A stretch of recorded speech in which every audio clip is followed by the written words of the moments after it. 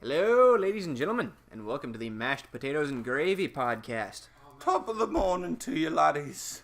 Yeah. It's St. Patty's Day. It is. Chug 'em if you got 'em. P.S. This podcast does not encourage underage drinking.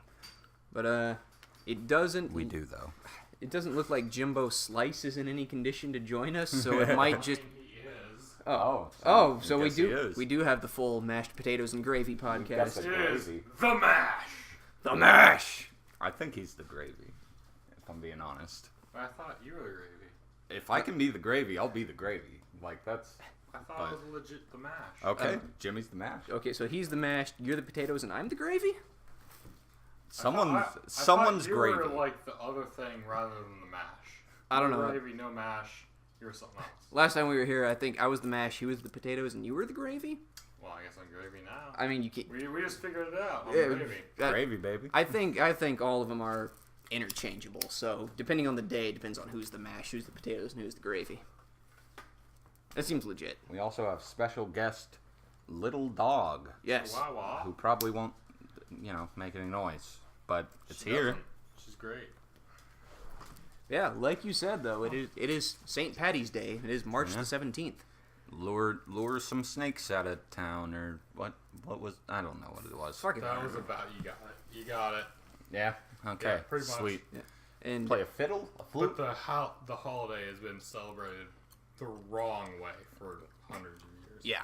Hello, little Well, yeah. As of this recording on the 17th, yesterday was my birthday. Mm-hmm. How old are you? Like 48? Yeah, 107 the years ripe, old. yeah, the ripe old age of 211. Oh, 211. Oof. Oof. I hear it gets better after you hit 212. 11 to 12. Yeah, my 111th birthday. I am actually Bilbo Baggins. I have the Ring of Power, and it's extending my lifespan before I give it to my nephew to go toss it in the crevice of Mount Doom. Yeah. Yeah, good stuff. Yeah, Andy is eternal, so we know that now. Yeah, Yeah. I'm that Straight guy into in all some the fantasy. serious mash. Yeah, I'm that guy in all the fantasy novels who says, "I was old when the world was young." Yeah. Yeah. I'm that guy. We all hope you get shot. Like, look, let's be honest here. We all hope you get shot. I mean, I've been shot before. It hasn't taken. You're like a lobster where you'll live forever unless something kills you. Yeah. Like, if you're just left alone, you're going to live forever. Yeah, I'm actually a D&D elf, and when I hit the age at which I'm supposed to die, I just kind of fade out of existence. Yeah, Talking about a D&D elf? No. that's what That's he said. not what happens. You die like a person. Well, that's if you're a player character. If you're an NPC, No, Then you just kinda- you die like a player. well, because... it's because of all those murder hobos, all those chaotic evil people out there who just go around killing things just for the sake of it. And then your GM punishes you so harshly that it's impossible to go forward. Because, yeah, you're a motor hobo party, but guess what? Yeah, there's an army. A literal army. No, Right there. we're doing an evil campaign, and we actually defeated an army without killing a single person. How? We scared them away. Like, peed on him. What? How? Okay, so the whole point of this campaign we're doing is we made the most broken characters possible. Yeah, skip that part. How'd you beat it? Okay, so they showed up, and apparently we didn't do anything outright evil in front of them, despite the fact that we have an entire city full of zombies. And my friend Ulrich was like, "Yeah, and then we're just hanging out. This is just a safe place for undead. We're not gonna fuck with anybody." And then the paladins rolled really, really low on their sense motive checks, so they couldn't tell he was lying. They're like, "Oh, well, you're not doing anything evil outright in front of us, so I guess we can sit down and talk." And then they decided to try and Poor decision. what? I said poor decision. Yeah, they sat down and they had a nice conversation, but they decided they were gonna try to be dicks, and they're like, "Well, we're gonna sneak some people into the city." And I happen to have taken over the Assassin's Guild hideout at this point. Christ. So it was mine. So I'm like, well, they haven't given me word to attack them yet. I'm still invisible because Ulrich's character's broken and he has an infinite caster level. So basically I'm invisible until I do something outright hostile. So I'm like watching these guys wandering around my assassin's hideout. So I'm like, alright, I'm going to fuck with them a bit. So I take my scythe, which I was carrying, and I like drag the blade across the wall and whisper in their ears. I'm like, "There's nothing but death here. Turn back." Then I rolled really high on my intimidate check, and they rolled really low on their resist intimidation check. So they're like, oh fuck, oh we got to get out of here, man. So they left, and then the paladins upstairs left, and technically that counts as dealing with the army. So we got like 4 levels worth of experience just for scaring these people away. I feel like your DM was broken. Well, the whole campaign's broken. We deliberately made broken characters. I mean, okay. Infinite caster level, my friend Drengar has a character called a Cancer Mage, which when he gets a disease, he gets all the benefits of it and none of the negative effects. So he has a disease. Give me the AIDS. Yeah, he has a disease called, I think it's Festering Anger. And so every day his strength score goes up by 1. Every day. And he never dies from it. So right now I think he's rocking like a 96 strength or something like that. Oh, fuck that. Yeah. 96? Yeah. Fuck that. So he slaps somebody up the head and they die. He killed a man by flicking a peanut shell at him. Like, it did like a 1d2 plus his strength modifier in damage. 87. Yeah, just... So he blew a man's brain out with a peanut shell. Yeah. You need to not do that. Well, we're evil, so... I mean, we just you can do that. Yeah. Just don't do that. Well, it's too late. It already happened. God damn it, you make me so mad. You make me so fucking mad with D&D. The peanut shell really, like, the DM needs to take some authority. Your DM needs to grow some balls. Well, the point of this campaign, other than being broken, is we have a book called the Book of Vile Darkness. I bet you do. And on the very first page of this book, it straight up says, you're not supposed to look at this book until you've completed DMing at least 1 campaign. That's what the book says? Yeah, that is straight up what the book says. You're not supposed to read this book until you're done DMing this 1 campaign. What? Well, it contains a lot of, like, very high-level shit that you need to have, like, at least completed a campaign to understand and, like, control your characters if they're using shit from this book. Because it's a lot of crazy stuff in there. Like, you can get bonuses from, like, ritual scarification, willing deformities. It's just, it is a book of evil. Okay. Really powerful evil. And an unexperienced DM might not know how to deal with some of the shit if the players are using stuff out of that book. And the players aren't supposed to use shit out of that book unless they've completed a campaign so they can understand how to properly utilize it. I don't play Dungeons and Dragons, so... You should, it's fun. I mean, I It would, really is. but, yeah, that's why I have nothing to add to this conversation. Except for Andy's D&D, where his fucking DM is a goddamn lazy piece of shit who can't punish his players for being pieces of shit. Well, the whole point of the campaign is to be a piece of shit. Why? It's fun. I mean, it sounds fun. How fun? Well, We steamroll over everybody? in theory, yes. Like, Exactly. we all wanted to sit down and see how broken we could make these characters while still remaining within, like, the realms of the actual rules. So, like, everything we've done to our characters, you can do in a normal campaign. Tiefling, warlock, anything else, broken. I'm personally playing a half vampire assassin, and I'm the least broken character in that party, and I'm still doing, I think, 3d6 plus 14 on a melee attack. Yeah. I mean, it doesn't sound too terribly broken, but by normal standards, for some of the normal campaigns we're doing, our 8th level characters aren't hitting that hard. Oh, god damn. Evan, just don't. Evan, give up. Evan, what are you doing to yourself? Just don't. No. He's gonna use the death tank. Evan. No. No? The death tank fucking sucks. I like the death tank. I thought I had it unlocked. It's not even Yeah, you do. unlocked. No, I think you can play it.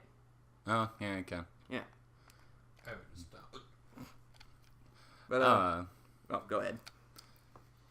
It's, yeah, my, well, I'll just say a man I know. That way, it's not, that way no one knows who he is, I guess. Yeah.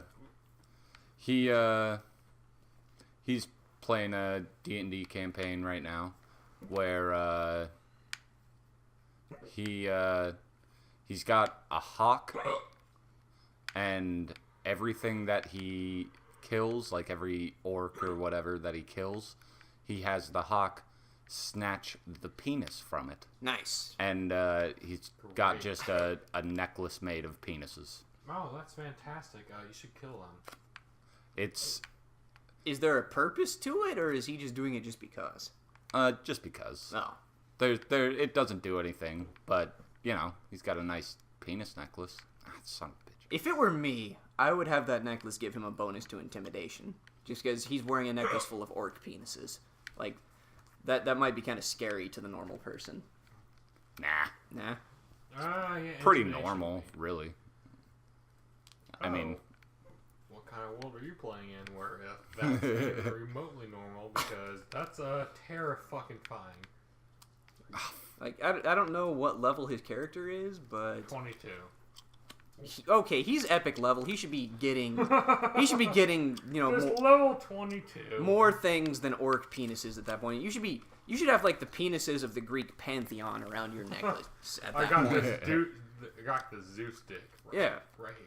Like, yeah, no, if you're level 20, like, your campaign should be over by that point. There's not much else for you to do except, like, you know, go try to kill the Tarrasque or something like that. Yeah, go try to kill the Tarrasque. Try. Question mark. Oh, God. I mean, I've done it before, but... Yeah? Yeah, I was What happened? I was a high-level wizard, and I basically wished him out of that plane of existence. So I didn't really defeat him. I was about to say. I didn't defeat You him. wish? I sent him somewhere else where he would no longer bother us. God, Like, send him to hell and just, like, have the demon lords and shit deal with him. I don't want to do that. It doesn't sound like a fun time. Well, we watched a good movie the other night. Yeah? What We Do in the Shadows. Oh, that was so fun. It's a movie, it's like a mockumentary about this film crew's following around these vampires. Nice. And it's a comedy. Like, it's a really ridiculous movie. Oh, God.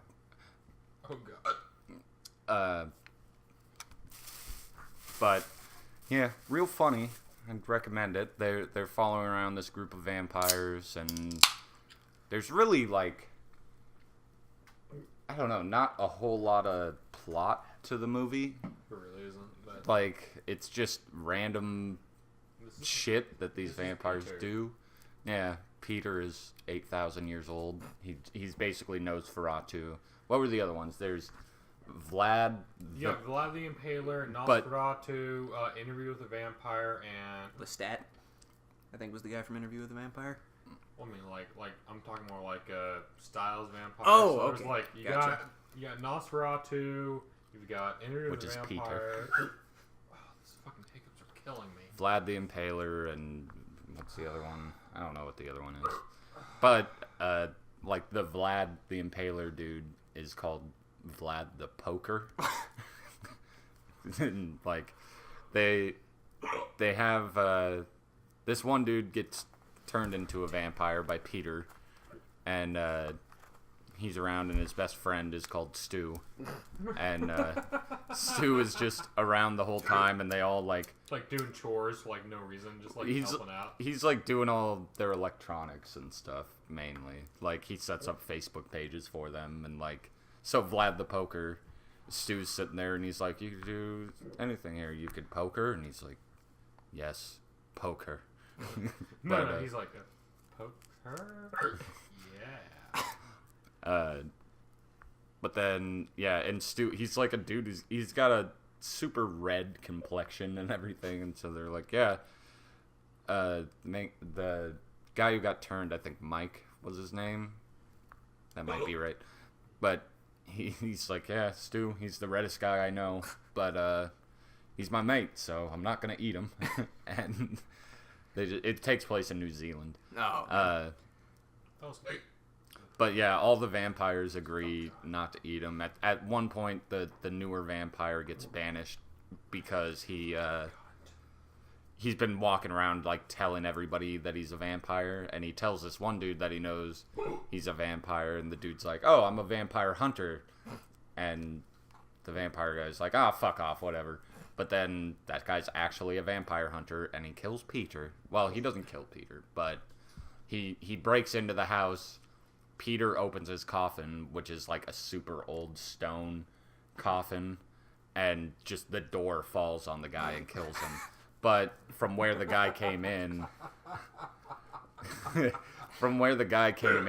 there was sunlight coming in, so Peter got all burnt up and died. And it was all because of one guy, so they're banishing him, and they're talking about, like, they have this meeting with him, and they're talking about why they're banishing him, and about how he hangs out with humans and stuff, and they're like, yeah, you hang out with humans, which isn't okay, except for Stu. Yeah, we all, like, they all just are like, yeah, we love Stu. Stu's just sitting right there the whole time. It's like, thank you. He doesn't really have any, he has, like, no lines in the movie. He's just there through all of it. Like, he's like Ace Ventura in the Resident Evil movies. He's just in the background constantly. We love you, Stu. Don't eat me. Thanks. There's a part, they go out to the bars, and the new vampire gets them into one of the cooler bars, because they have to be invited in. So they get into one of the cooler bars, they have a great time, whatever, they're walking home, and they come across some werewolves, and they're just, like, talking, the one dude's just talking shit to all these werewolves, and, It doesn't show Stu throughout the whole scene until the very end when they're walking away, because at this point I don't think he didn't know that they were vampires yet. So they're like talking about them scratching their fleas and making fun of them, and they start like hissing and pulling up their capes and everything, and then when they're walking away, you just see Stu's just like, what the fuck? Like, he's just been there the whole time. Real good movie. Highly recommend it. Is it on Netflix? No. Damn. But it is good if you can get your hands on it. I'm sure you could find like a DVD of it on Amazon for like $1 a used copy. The world is a vampire. The vamp is a world pyre. Whenever somebody mentions vampires nowadays, I just think about that Key and Peele sketch where they were all vampires, and like the one guy's just a gangster, and just shows up and he's like, "Hey, why y'all gotta hiss when you pop your fangs? You don't need to do that shit. I got bit so I could live forever and see future cars. I mean, if we're gonna eat, damn, let's eat." So something mildly relevant to today that I guess happened like 400 years ago now. Today is also the birthday of one Tadakatsu Heihachiro Honda. And if anyone's ever played a Samurai Warriors game, you know exactly who that guy is. Which actually led me to a question for you, Noodle, since you play Hyrule Warriors. I want to try and figure out who the Honda of that game is. Is there a character in that game where if he shows up and the objective is not explicitly kill this guy, literally every person on the field's like, "Oh, fuck, it's that guy. Don't go near him. Just avoid him at all costs." Is there a character like that in Hyrule Warriors? Not yet, I guess. I mean, I'm not terribly far in the game, so, but yeah, there isn't any, oh fuck, everyone stay away character. I mean, I figured it might be Ganondorf, but from what I understand, he doesn't show up until, like, later in the campaign or something. Yeah, I haven't unlocked him yet. Oh. So. But, yeah, I was playing Nio, and that character showed up in the game, and I'm like, oh, hey, who is that in Hyrule Warriors? Yeah, real cool guy. If you don't know who he was a samurai back in the Warring States era, and, like, this is all hearsay. We have no real way to confirm any of this unless we, like, hop in the TARDIS and go back in time and actually look. But apparently he was such a badass that, like, in the over 100 battles he took part in, he was never wounded, and he fought on the front lines. He's like Japanese Achilles without Achilles' weakness. No heal. Yeah. So Hercules. Oh!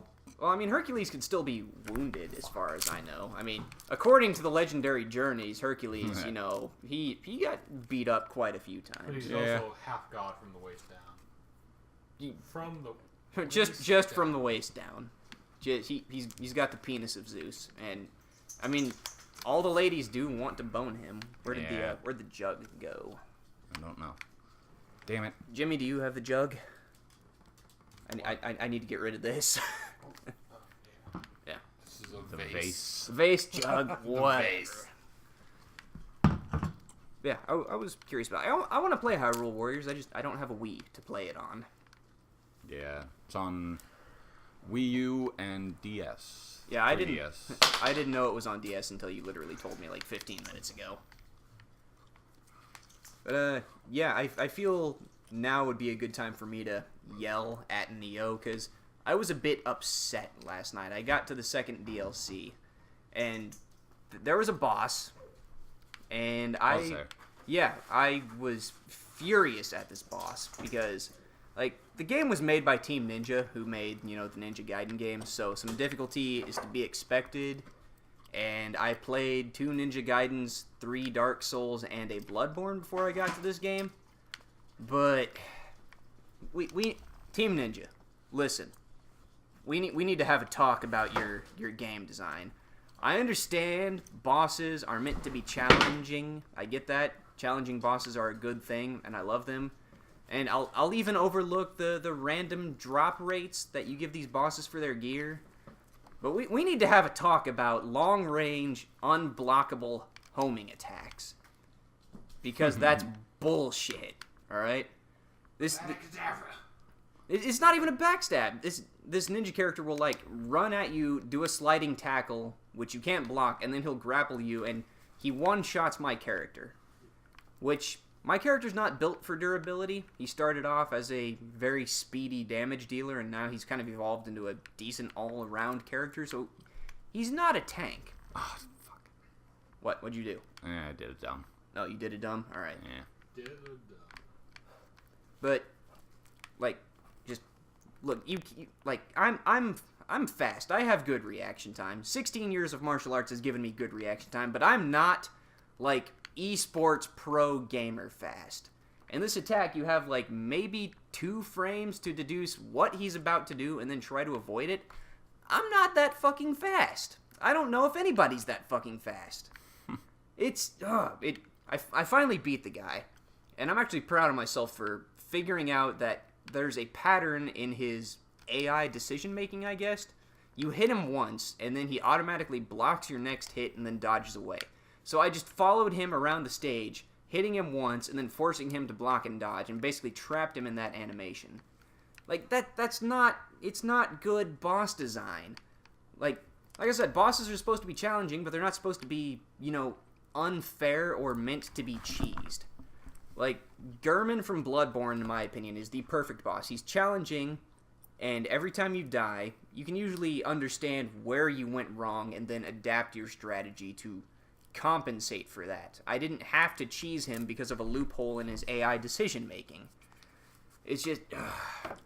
things like that infuriate me, man. Yeah. Because this character, Sarutobi Sasuke, he's actually a really cool character. When you see him in, like, cutscenes and shit... Like, he was hanging out with his friend / master / whatever, and there was some plot-relevant shit going on. What? Oh, it's right here.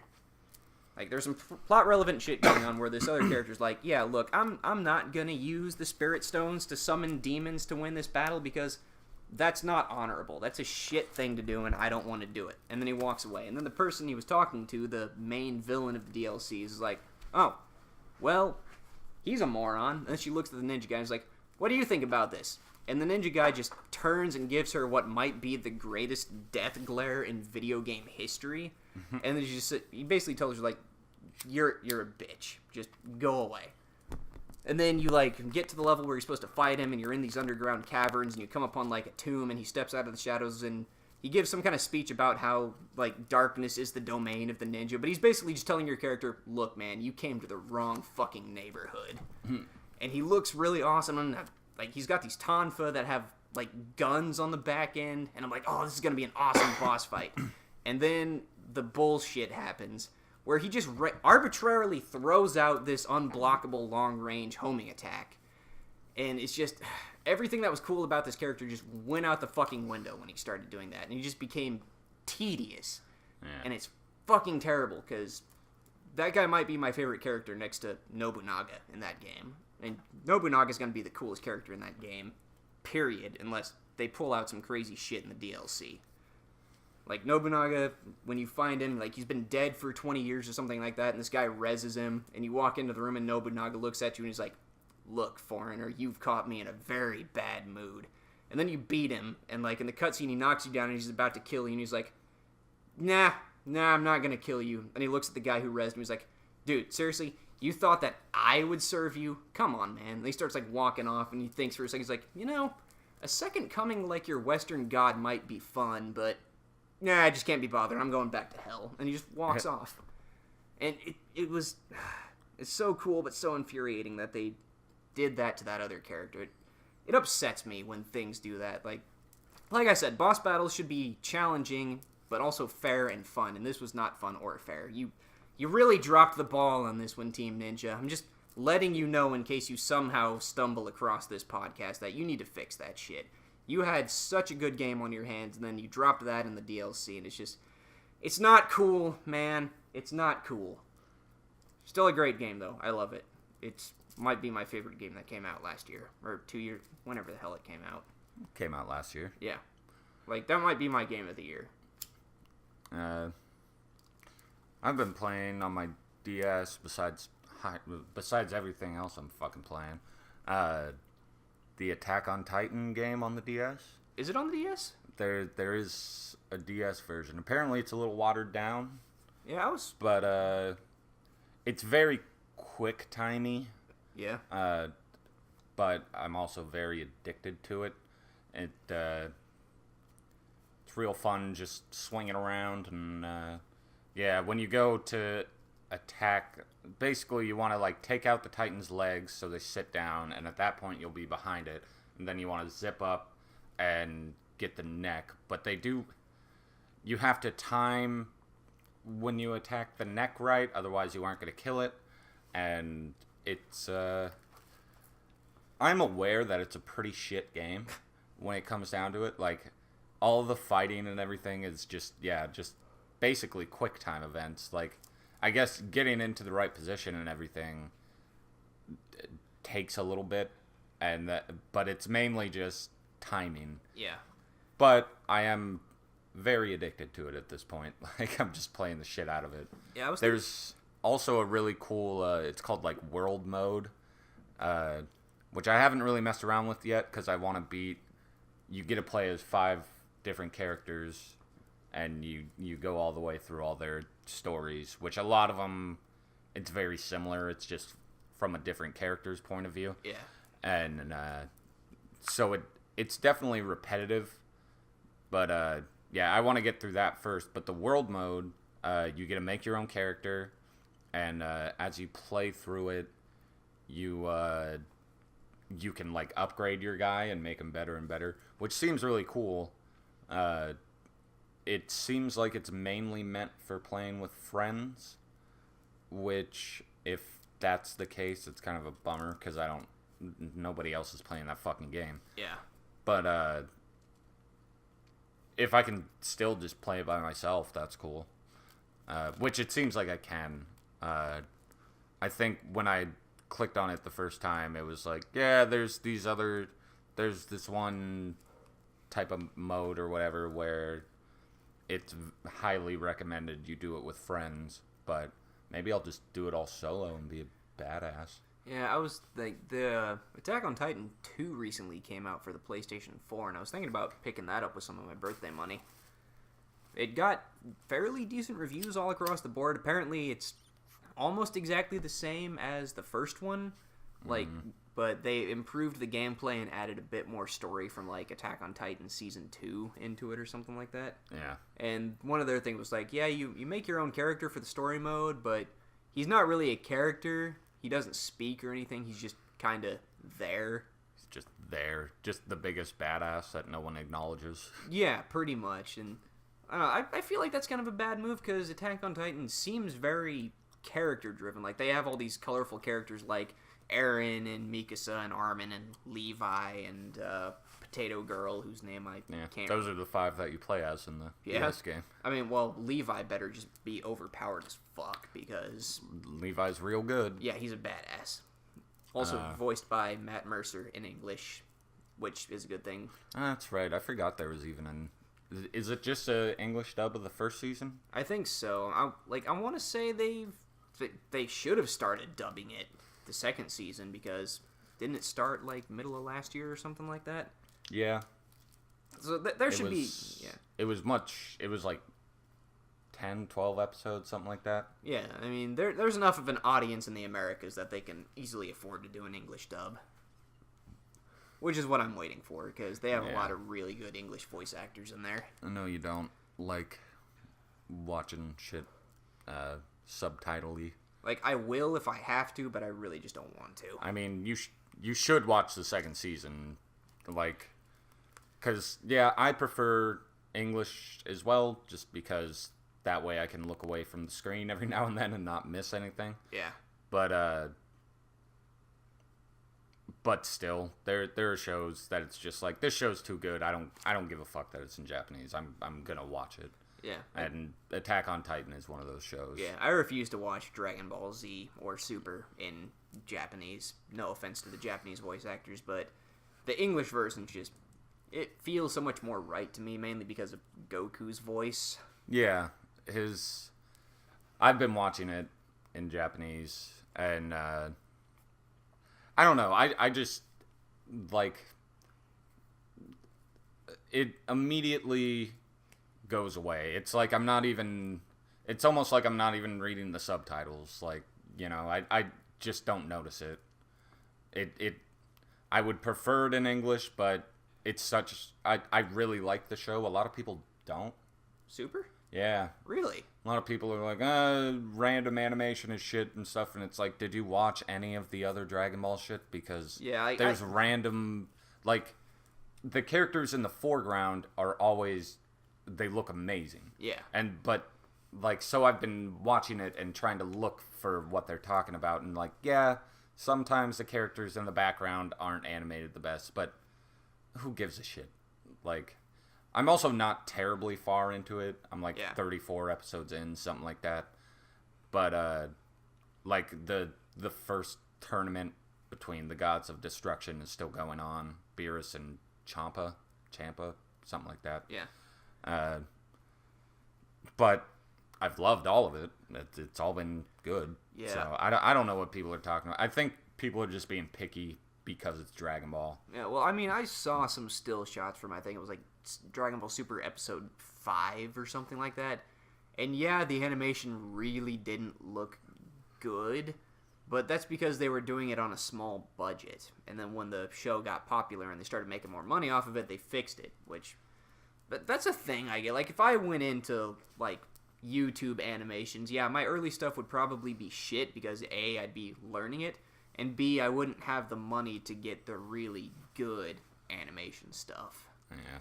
So it got better over time, guys. Leave it alone. That's something every show goes through. Is it might be shit the first couple of episodes because they're still figuring out all the stuff.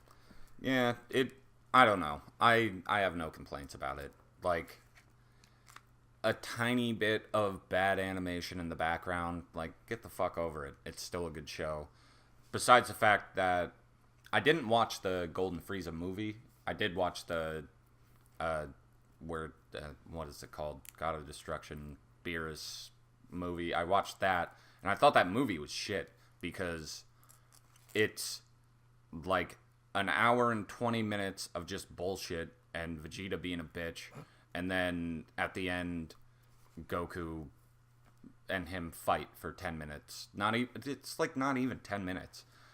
But what they did in the show, because in the show they go over that stuff again. Yeah. So they make it longer, and it's just the fight scene between Goku and Beerus is a few episodes, and it's super badass. Like, I thought all the animation in that was great, and it was awesome. And then they do the Golden Frieza thing, and that was also great. I wouldn't say it wasn't as good as the fight with Beerus, but still good. And now they're into, like, you know, now I'm into the meat of the show. It actually not going off of any movies or anything.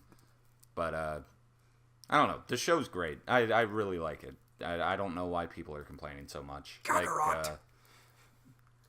my buddy Blake, I tried to talk to him about it the other night, and he was just like, "That show's shit. Fuck off." And like, apparently there's some stuff later on that people don't like as well. And I don't know. Fuck off. It's good. I'm sure that I will like all of it. Yeah. If you go into it with a negative attitude, you're gonna have a negative attitude through the whole show. I mean, yeah, I experienced that a lot a few years ago when I was trying to introduce a bunch of people to the Gundam franchise as a whole.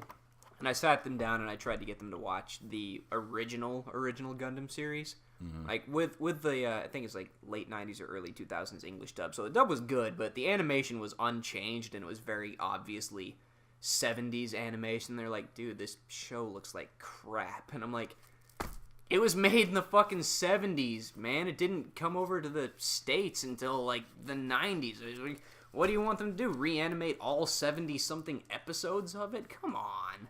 Yeah. I don't know. It's just people being too picky about stuff. Like, I'm not picky at all, really.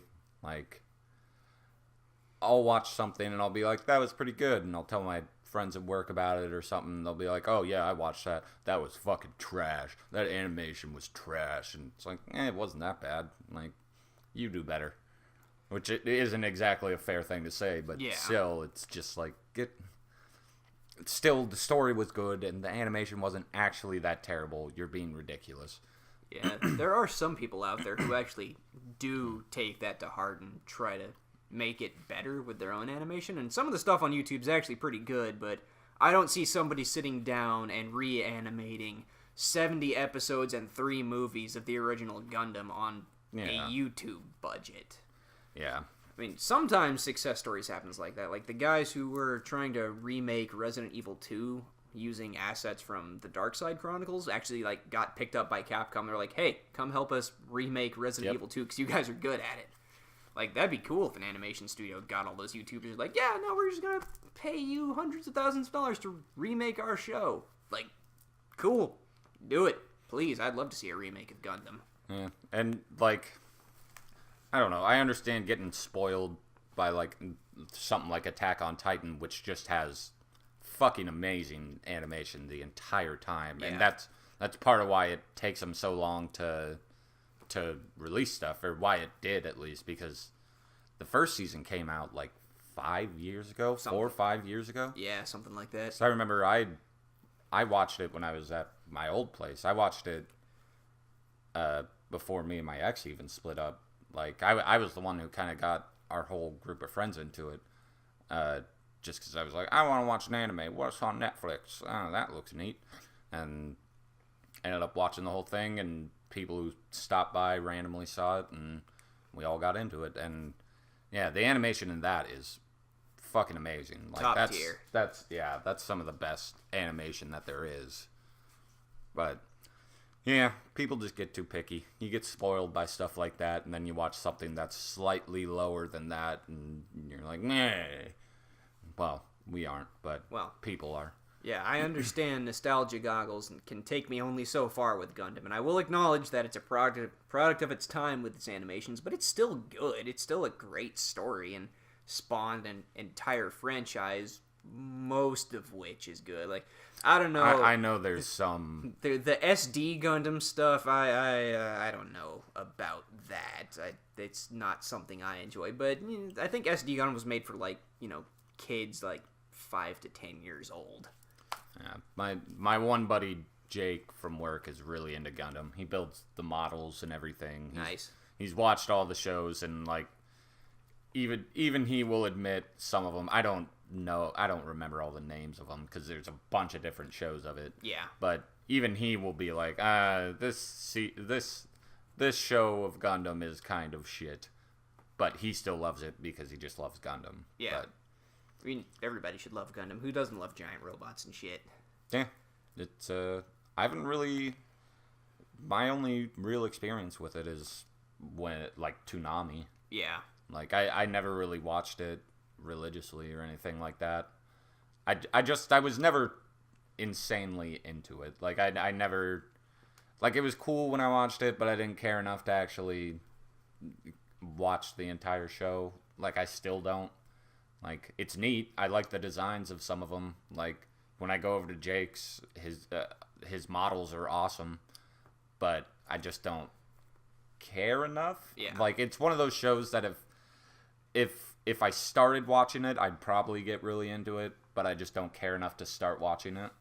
Yeah, and definitely, like, if you're trying to get into it, don't start with the original. Like, as much as I love it, that show is really long and really old, and he just at least watch the episode where the captain of the ship just literally slaps the shit out of Amuro, because it's great. Yeah, I'm just watching so many different shows right now anyways that it's like, I don't have room for another one. Like, I'm watching Hunter x Hunter, Dragon Ball Super, Curb Your Enthusiasm. I've been watching Shameless and The Looming Towers. I think that's what it's called, The Looming Towers, with Miranda, which that show's really good. It's a Hulu original one. Nice. And yeah, it's about, like, it starts in like 1998. It's about basically everything leading up to 9/11. So there's a bunch of, I mean, there's obviously parts where they filled in where they're like, this must have been, like, something like this at least must have happened in order for this character to get here. In order for this piece of shit guy who bombed this place to get to where he is now, these things probably happened. Like, I'm not sure. Maybe they actually know, but I don't know how they would know. But I've only watched the first, like, 3 episodes of it, so. But real good. It's got the main guy. I don't remember his name. I always think he's the other guy from Dumb and Dumber. That's not Jim Carrey, but Jeff Bridges? No, not Jeff Bridges. Not Jeff Bridges. Jeff Daniels. Yeah, but I'm not sure if that's him or not. I have to look it up. But there was some movie a while back. It was some kind of weird romance movie, and the whole thing was just a lead up to why the male lead was, like, at the 2 towers when it got hit by the plane. And the entire rest of the movie doesn't have shit to do with anything that happened at the 2 towers, other than the fact that the guy was there at the end. It's like, I don't. Movies like that, you have to be real careful with movies like that. Like, it sounds like the show you're talking about does a very good job of, like, telling a bunch of different stories as to why people were there, and that's the whole point. You don't just throw something like that at the end just of a movie. randomly. Yeah, because it's like the main guy, the Jeff Daniels lookalike, or maybe it's him. I don't fucking know, but he's like the head of the CIA or something like that. Oh, okay. So it's him.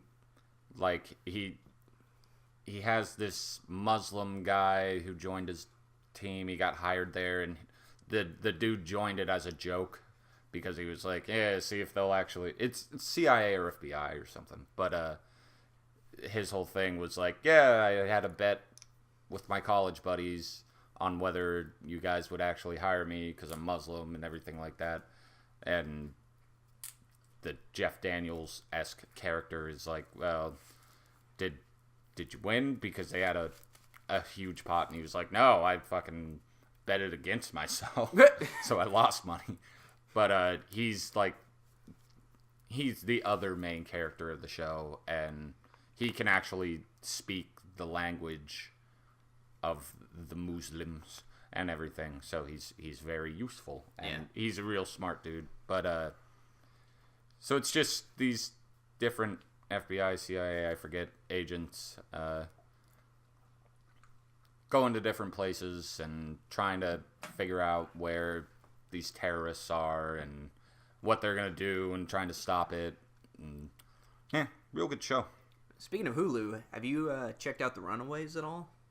No. It's a Hulu original Marvel show. It takes place in the Marvel Cinematic Universe, and it's about Isn't it X-Men? It's kind of X-Men-ish. It's a bunch of teenagers, basically, who's, at least in the comics, the parents are all supervillains of some description. And the kids find out about that, and they literally, like, form their own superhero team and like run away from their parents and try to stop them. Like the title of the show. Yeah, it's I read the comic series a long time ago, so I couldn't tell you exactly how accurate it is, but it's still a really good show nonetheless.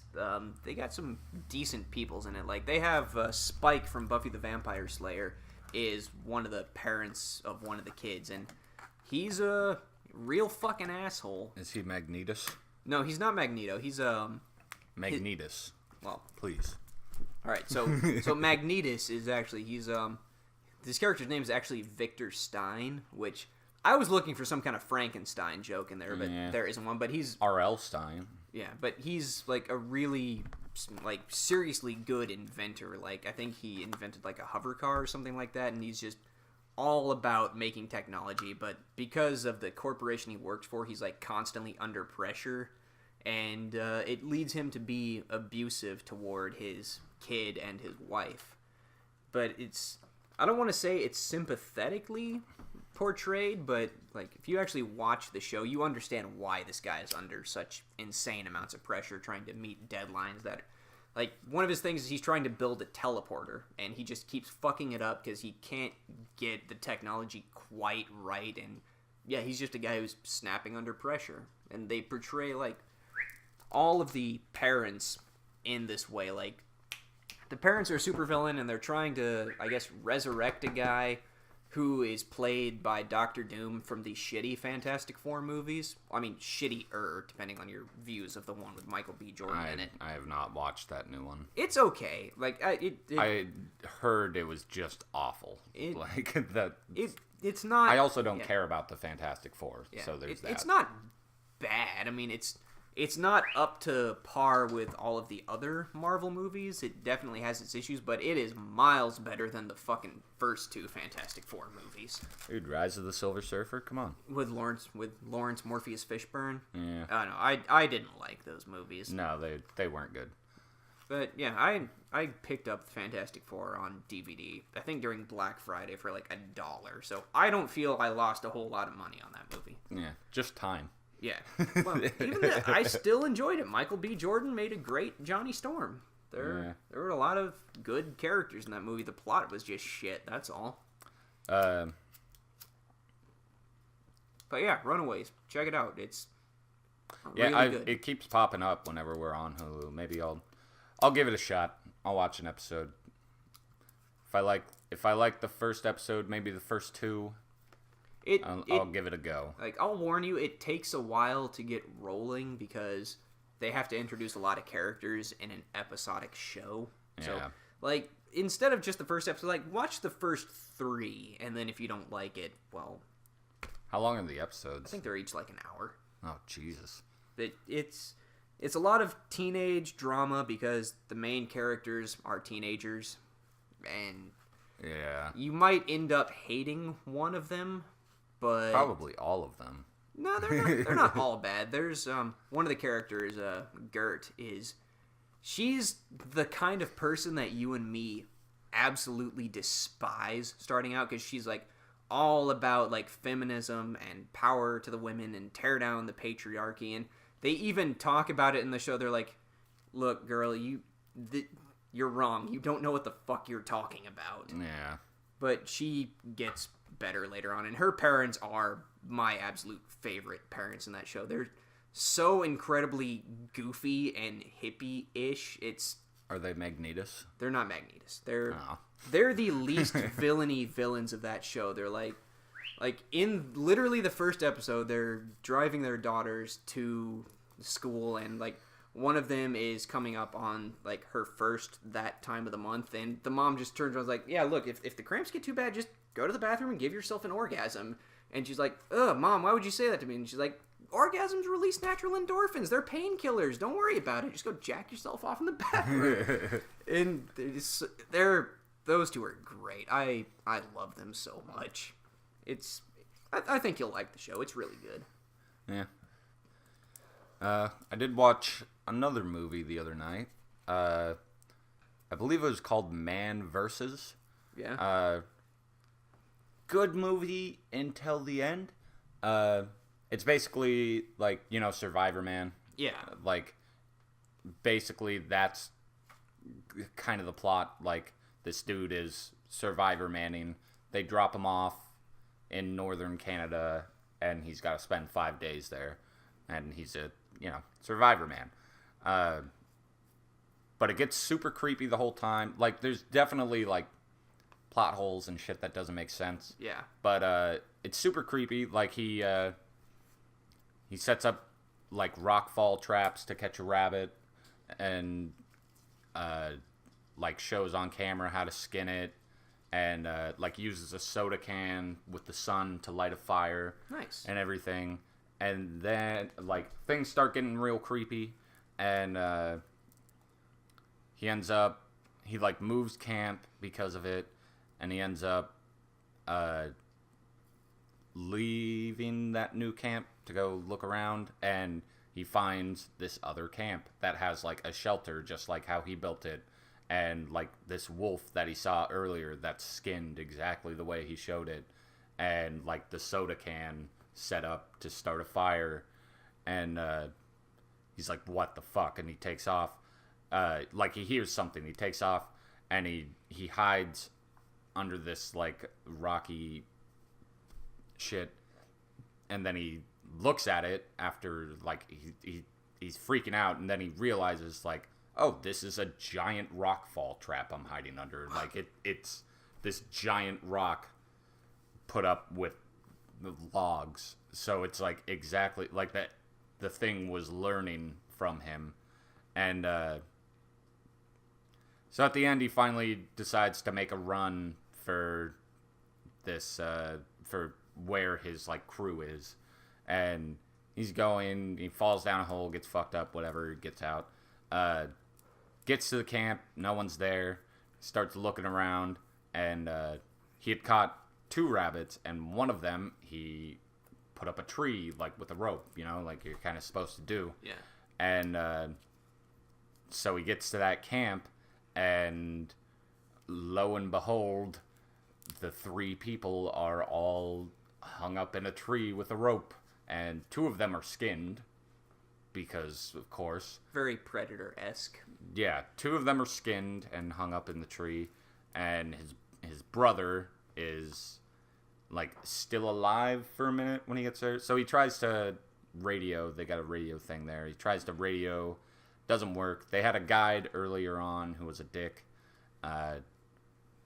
So he ends up, like, this is when the alien actually shows up and they show him, because the first night he was there, he woke up to, like, a big crashing, and the next day he's, like, filming. You could see where something, like, crashed through the trees into a lake, and he, at one point, he gets, like, force pushed basically off of this cliff into the water, and he's holding his GoPro, and it's showing the film from the GoPro, and it, like, shows the ship a bit. But so he makes a run for the guide's house, and he gets there, and no one's there, and at this point, they've been showing the shitty CGI alien way too much. Like, the design of it wasn't bad. It was basically like a anthropomorphic grasshopper, but only with 2 arms. Like, yeah. And it just looks like shit. And which normally, bad horror movies, I'm down for it looking like shit. Yeah. But, like, I was invested in this movie. Like, I thought it was really good. And then suddenly they hit me with that, and it was just like, oh, God. Might have been better just not show the thing off at all. Yeah, or, like, show it a tiny bit. But, he gets to the dude's house, and, like, the TV isn't working, whatever. He smacks it a couple of times, and it's, like, a news broadcast. Aliens are invading, whatever. So he's thinking about getting back to his daughter and his wife. So he goes, and he gets on there's a boat that's the boat they used when they dropped him off. And it's got one of those weird outboard motors with the really long thing and the propeller at the end. Yeah. Basically used for when the water's super shallow. He's getting on that, and the guide shows back up and is like, get the fuck out of my boat. And he's like, no, you need to come with me. Like, we need to get the fuck out of here. And he's like, nah, get out of my boat. And then the alien shows up and just conks him on the head. And that dude's dead. And the alien starts coming after him. And instead of using his, like, weird force push powers or anything, like, this alien's a fucking idiot. He deserves to die. But, he just walks up and he's trying to attack him, and he uses that long propeller thing and just chops him up. And then that's broken, so he has to use the regular motor, and he leaves, and that's the end. Wow. It was really, like, the acting wasn't spectacular. I'm normally not a stickler for acting, but in this one I was like, okay, the acting's pretty bad. But yeah, it was still good the whole time. Like, I enjoyed it. Like, every night there was creepy shit going on. He always filmed himself when he was going to bed, and it was a good movie. And then all of that happened, and suddenly it was a sci-fi movie, which I love them. Yeah. But like, the movie was good. Like, it was legitimately good. Those and then it shit third act twists. Yeah. There was some movie I watched. I think it was last year, and it was like a weird romantic comedy, I think. And I watched it because it was like free on some site or something like that. A zombie movie? No, it wasn't a zombie movie. It was a movie about like all these characters that were like dealing with drugs and stuff like that, and weird shit was happening. And then at the end, one of the characters wakes up and it was all a dream. And I'm sitting there like, oh, that's a cool third act. Wait a minute. There were scenes in this movie that had literally nothing at all to do with the character who was supposedly dreaming all of this. He wasn't even in the scene. He wasn't anywhere near what was going on. So all these characters, which the guy had never even met in real life, that had plot relevance. Well, if it was a dream, then he's at least seen them before. No, he hadn't. That was the thing. He'd never met these characters. He's at least seen them, because in a dream, your brain, this is a real thing, your brain can't, like, make up new faces. So any random person you were to see in a dream, you've at least seen that person before. I guess, but it was just, like, the whole thing where these characters had plot relevance. Like, usually, when I dream, I tend to dream in the first person. Like, even if I'm not necessarily generally, yeah, me in the dream, it's a first-person dream. So this guy was dreamed up these people, which he may or may not have seen. I don't remember the whole movie. I mean, he must. I'm yeah, you know, like, I don't know, nitpicking here. But. Yeah, but like where scenes were that had relevance on the plot where he wasn't even present that the movie showed. Like, after that, it made no fucking sense. I can't even remember what the movie was called. I'll Google it later. But it was bad. Like, it broke the whole... Like, I was mildly invested in it. I don't usually watch romantic comedies by myself, but this one seemed mildly interesting. And then that happened, and it broke the entire movie for me. Man. I watched one with old Jimbo the other night. Which, by the way, him disappearing is because he's sleeping on the couch. Yeah. Rough night. But, watched one with him the other night. It was a... like French-Canadian movie, but it was a Netflix original, so it is on Netflix. Okay. I think it was called Ravaged. Yeah, I still haven't looked it up yet. Yeah, I mentioned it to you. Real cool movie. The zombies didn't make a lot of sense, so I was kind of... When it comes to zombies, I get nitpicky. Me too. When it comes to zombies, because I love them. And yeah. Like, because it's just, like, the creepiest thing. Like, it's the most horrifying thing to me. Like, other than being in the middle of an ocean with nothing and there's a shark. Like, other than that, zombies. It didn't make a lot of sense, and it didn't explain anything. It's just like, yeah, there's this zombie outbreak happening. The government or something has set up borders. They mention that, but it's not really explored. But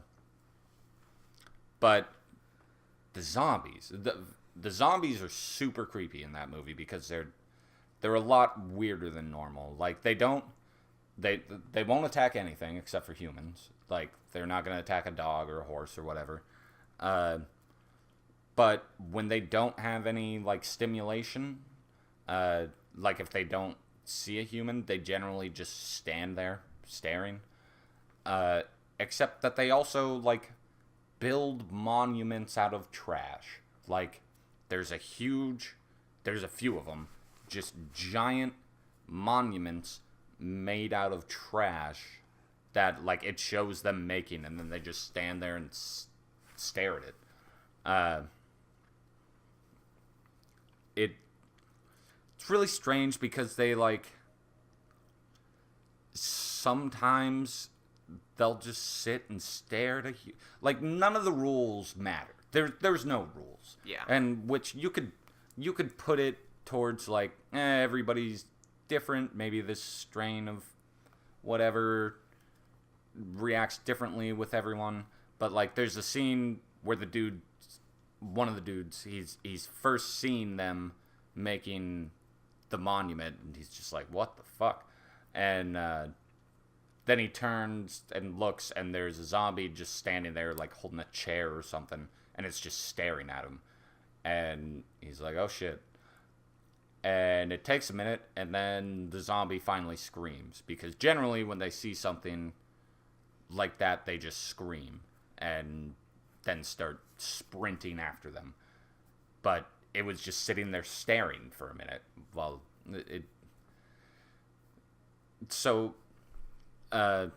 weird thing is, he takes off, they get back in his truck and leave, but, like, all the zombies come running up, and then they just stop. Like, they don't keep chasing, which they had done earlier in the movie, when they had to take off in the truck. They just all stop and just stare at the car as it leaves. Like, I don't know, none of the rules matter. It also, like, there's another group, not really a group, it's an old man and a young kid, and the old man had gotten bitten, but he's still hanging out with this kid, and there's a little girl that's with the other group, and those two met up, and they're crossing a field because otherwise it's going to take them, like, an extra day to get where they want to go. They're crossing a field, and one of the zombies, like, there's a little girl in this other group, and she steps on a piece of trash or something, and this one zombie looks back, and it's looking at her, and it turns back around, and then it snaps back and looks again, and the old man who'd been bitten is standing in front of her, and so the zombie didn't care because it'd been bitten, so I guess it recognized that. I don't know. Like kind of a World War Z situation where, yeah. Who was it, Brad Pitt? Yeah, he injected himself. Yeah, and they're like, oh, well, he's dying. We don't care. Yeah. Well, yeah. Well, that was also different. But in any case, a good movie, and I recommend you watch it. It is subtitles only. Yeah. Like, it's in French. But good movie. Definitely worth watching. It just, the whole time, I was just like, what the fuck is this shit? Like, yeah. Why the fuck does this happen? Like, they set up, like, around the perimeter of this one house they were at, like, 1 million mouse traps. That way, I'm guessing they don't explicitly say, like, if a zombie steps on it, it's gonna scream. That way they know it's there. There's also, like the zombies set traps as well. Like, in the beginning, it's like this woman and her child, and dude goes out to investigate, and a bunch of zombies come. And then at the end of the movie, there's a girl, which I don't know why this doll would exist, but there's a zombie girl, and she's just sitting in the middle of this field, and it's like a pole, and it makes noise, but it just cries. Why the fuck would you ever want a doll that does fucking crying baby noises? Yeah. I don't know why that would exist. Crying baby noises are awful. I'll tell a story about that when you're done talking. But so yeah, it's doing that, and it kind of lures them out because they're like, oh, is that a woman with a child? Is that a zombie with a baby? Like, but then immediately all the zombies like get up and come out of the forest and are just, going after them. And it's weird. It's some like weird sort of hive mind type thing. It's a really strange movie. You should watch it. Get over the subtitles and watch it because it's good. It's just also like there's so much that I don't understand about how the stuff works, and I think that's kind of part of the thing, part of the meme is you aren't supposed to understand because a guy, the main guy in the beginning is talking to the main girl, and he's talking about how it'll basically take her days to turn, and because she says she got bit by a dog, it never goes off on that storyline. She's just alive the whole time until she's not. But he's like, yeah, first day you're going to be bad. Second day you're going to be sweaty. Third day you're going to feel real powerful. And then fourth day you're going to be eating your fucking kid on the floor. But that was like, that's at the very beginning of the movie. And there's another guy with them out in this camp. And the guy goes off and he gets attacked by a zombie. And, dies, air quotes, and he's immediately, as they're leaving the place, chasing them down. Like, he jumps into the back of their truck bed and, like, comes through the back window. They also don't know anything about windows in that movie. I was so pissed off the whole time. They left all their windows down, always. So, like, the back thing in the truck, the back window, that was always open. Their side windows were always down. Like, they come to a complete stop in the road, and they got their windows down. Like, you dumb motherfuckers. You trying to get dead? But yeah, so that guy turned within moments. So it doesn't make any sense. It's baffling. But worth a watch. Yeah. Sorry, went off on a big boy there. It's cool. That's what this podcast is all about. But before I forget, crying baby noises. God. Yeah, I'm going to give a shout out to somebody who is probably never going to hear this podcast. His name is Taliesin Jaffe, and he's a voice actor / localize. He's the guy who's responsible for like taking Japanese anime and translating them into English. So, Hellsing Ultimate, you should watch all of it if you haven't already, but like I watched the original. Yeah, Hellsing Ultimate, much better. I know it gets way more bananas. Oh, yeah. But the original Hellsing's still really good. Yeah, it is. But anyways, go on. Sorry. So, like, when he's localizing and doing all the sound effects for the show and shit like that, well, first thing he did was the Japanese apparently don't know what guns sound like because I guess they have, like, super strict gun laws or something over there. Yeah. So he, like, went out with a guy on a shooting range in Texas and just recorded sounds of all these different guns firing. And then it came time to, like, do the sound effects for all of Alucard's, like, crazy vampire-y shadow transformations. Mm-hmm. And he's just like, how can I make this shit even more disturbing? So he turns to his sound guy and is like, look, I need you to go out and get me the sounds of awful, screaming, crying babies. And somehow the guy got it. I don't want to ask questions how. But when Alucard goes into his transformations, he like, took the sound of the awful, screaming babies, reversed it, and then like ran it through a bunch of noise filters, and it is just some of the most disturbing sound effects I've ever heard. So, Taliesin Jaffe, clap and a half for you, man. Almost. Yeah. Almost two, but not quite there. Yeah, maybe a clap and 3/4, but whatever. Anyway, so the problem I'm going to have watching the movie, like the clap. Yeah, the movie you just talked about is I can't stand when a show doesn't play by its own rules. Unless that is the direct plot of the show. Yeah, and it was kind of the plot of the movie is that they didn't know what was going on. So, in a way, it made sense, but that doesn't mean I'm not going to nitpick the fuck out of it and be like, what the fuck? Like, there's a point where the chick goes out into a field to take a piss, and when she's walking back, she steps on a mousetrap, and that sets off a zombie. Like, why would just that? Like, the girl doesn't make any noise, nothing.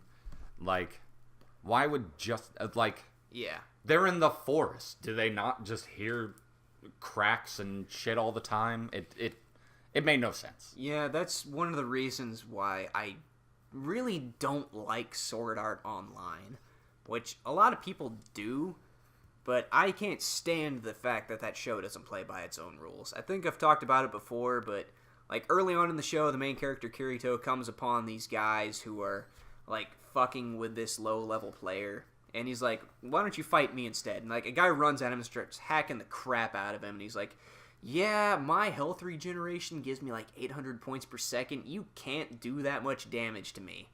And then later in the show, he goes up against the boss, almost dies, and then like his girlfriend comes up and like hugs him. He's like, don't squeeze me too hard. You might take the rest of my hit points. And I'm like, you regenerate 800 hit points per second, Kirito. I don't think a hug is going to fucking hurt you. Yeah. And it wasn't played as a joke either. He was actually serious. He's like, you might kill me if you hug me too hard. He's like, that's like Dragon Ball GT. There's a scene very early on where I think it was Trunks, like they're trying to hide from these people, whatever. A rock falls down and hits him on the head, and he yells and sets off the people, or whatever the fuck they were. And it's like, you take fucking, like, a rock falling on your head is not even close to, like, tanking a Kamehameha blast. Anyone punching you. Yeah. Like, it's not even close. And yet you scream from that. And I get that it was, like, comedic effect and everything. Yeah. But, like, makes no sense at all. Yeah, I can't stand it when shows and movies don't play by their own rules. But when that's the point of the movie and show, if it's done well, I love it. Like, I've been watching Star Trek Enterprise with the wife, and they go into an area of space, and, like, one of the first things someone says, like, look, the rules of physics and shit don't apply here. Shit's broken. And they used it amazingly. Like, Captain Archer, one of the things he does when he's bored, he's like, he has a basketball, and he just, like, bounces it off the wall, and at one point he throws the ball at the wall, and, like, the ball sinks halfway into the wall and gets stuck, and he's like, oh, well, we must be getting close to the place we're trying to go. And, like, that was done really well. Like, it's a major plot point in this season that, you know, shit doesn't work right here. Yeah. And there's another movie, I want to say it was low budget, I'm not sure. It's a movie called Grave Encounters, which... Oh, I love... Did you see the second one? Yes. Like, I love both of them. Yeah. They're both really fucking creepy. Yeah, like when they find the guy in the second movie and he says he's been trapped there for like years, and like the building is like growing and expanding around him. He's like, just been eating rats. Yeah, like that, when they break the laws of reality that way, it's really fucking cool. Yeah, Grave Encounters 1 and 2 are both awesome. Great. I fucking love those movies. Yeah. That's like, the laws of reality breaking like that is actually one of the things that freaks me out the most, because I really love like Lovecraftian horror. Yeah. And one of the things that scares me the most is like, you're put in a situation like that, and combined with the fact that you just can't do shit about it, so it's like you're terrified and hopeless at the same time. Yeah, which that's part of why I love those movies. Yeah. Because it's like, I don't know, it's just interesting and cool. Yeah. Scares the absolute shit out of me. Yeah, that part where the hands start coming out of the walls. Yeah. Ugh. That's one of the reasons why The Ritual got me so much. I don't think I'll ever stop talking about that movie. Like, you're in those woods, which are a lot like the woods near where I live and where you used to live, and there's this, you know, evil god monster just stalking you, and like, the only thing you can do in that situation is get the fuck out of the woods, which Noel did at the end. But while you're in that thing's territory, there's like shit you can do against that monster. Like, yeah. Like he tries. You can axe it in the head. Yeah, you can hit it in the face with that an axe. upsets it. And it also shrugged off a round from a hunting rifle. So Like, Yeah. you're not going to beat this thing in open combat. The only thing you can do is get away from it, and even that's going to be really fucking hard because, shit, man, that thing, as big as it is, it moved really fucking fast. Oh, yeah. And, like, snatches people out of its tents. God, that scene where they're climbing up the hill, and then you see it move in the background, and you just didn't notice it was there. Ugh, I think it's just Noel climbing up the hill. No, there were 3 of them left at that point. There was okay. Noel, Dom, and whatever the other guy's name was. Random dude who dies. Yeah, I think that might have been the one that was. He gets strung up in the. Well, they all get strung up in trees, but I think he was the one that was they found in the attic praying to that idol that night they stayed in the cabin. Yeah, it was that guy. Yeah, God, that movie's so fucking good, man. It's real good. We need more horror movies like that. Yeah, like make them like that, and make them like Cabin in the Woods. Pick one of those and go that way. Cabin in the Woods was the one where they were deliberately fucking with him. Like, yeah. Okay. I always get that one and Cabin Fever confused because they're very similar titles. Yeah. No, Cabin Fever's not that good. But it's not bad, but it's... Yeah, I think Sean from Boy Meets World was in that movie. Yeah, he was. Good shit. Feeny. Feeny. Feeny. Oh, Eric Matthews, you need to do more things. Yeah, I think he's done. I don't know. Go watch Batman Beyond. He's in it. He voices Terry McGinnis, and I didn't know he was Terry McGinnis for a long time because it was such an out-of-the-place role for him. Yeah. No, Cabin in the Woods is the one with, it's got Thor in it. Yeah, and he tries to jump a canyon and gets fucked up by an invisible wall. I mean, not a bad idea for him to try. Yeah. But turned out it was. Yeah, I loved that they just had, like, all of the classic horror movies in that. You know, looping back to something we talked about earlier, can we talk about bad alien movies for a minute? I watched The Fifth Wave recently. Not seen it. I read the book in preparation for the movie because Dolly loves those books. My wife does. And the book wasn't actually that bad, but the movie, they were so close to having something good. Like, another one of my movie fears is aliens that you don't know are aliens, like The Thing, which is the penultimate horror movie, in my opinion. But That's great. Yeah, like, these aliens... that movie's just full of bad decisions on everybody's part. Like, the aliens show up, they knock out all of our communications and electronics, which is a good move, and then they, like, nuke the San Andreas Fault and other areas like that to cause, like, massive earthquakes and tidal waves, which kills off a bunch of humanity. And then their next move is to come down, look like us, and turn us against ourselves, which is also not a bad idea. Yeah. But they do it in the dumbest fucking way. They're like, alright, we're gonna look like... the fuck? We're gonna look like them, and we're gonna turn them against themselves. And they do it by grabbing, like, kids, like, teenagers, I guess. Like, they also unleashed a virus that killed off a bunch of humanity, so there's not much left. And the ones that are like, you know, youngins and stuff like that, and they train the youngins to go after other people by being like, hey, look through this scanner. You see that alien in that guy's brain? He's possessed. You should kill him. And it's like, okay. It's like, but at the same time, if you want to wipe out humanity, you've already done such a good job with, you know, the electronics thing and the virus thing and the nuking of the San Andreas Fault and all that fun shit. It's like, can you not just do what you were doing in the first place? You have the technology. You could just wipe out all of humanity and take our planet without ever even landing on the fucking planet. Why is it necessary to come down and do all this bullshit?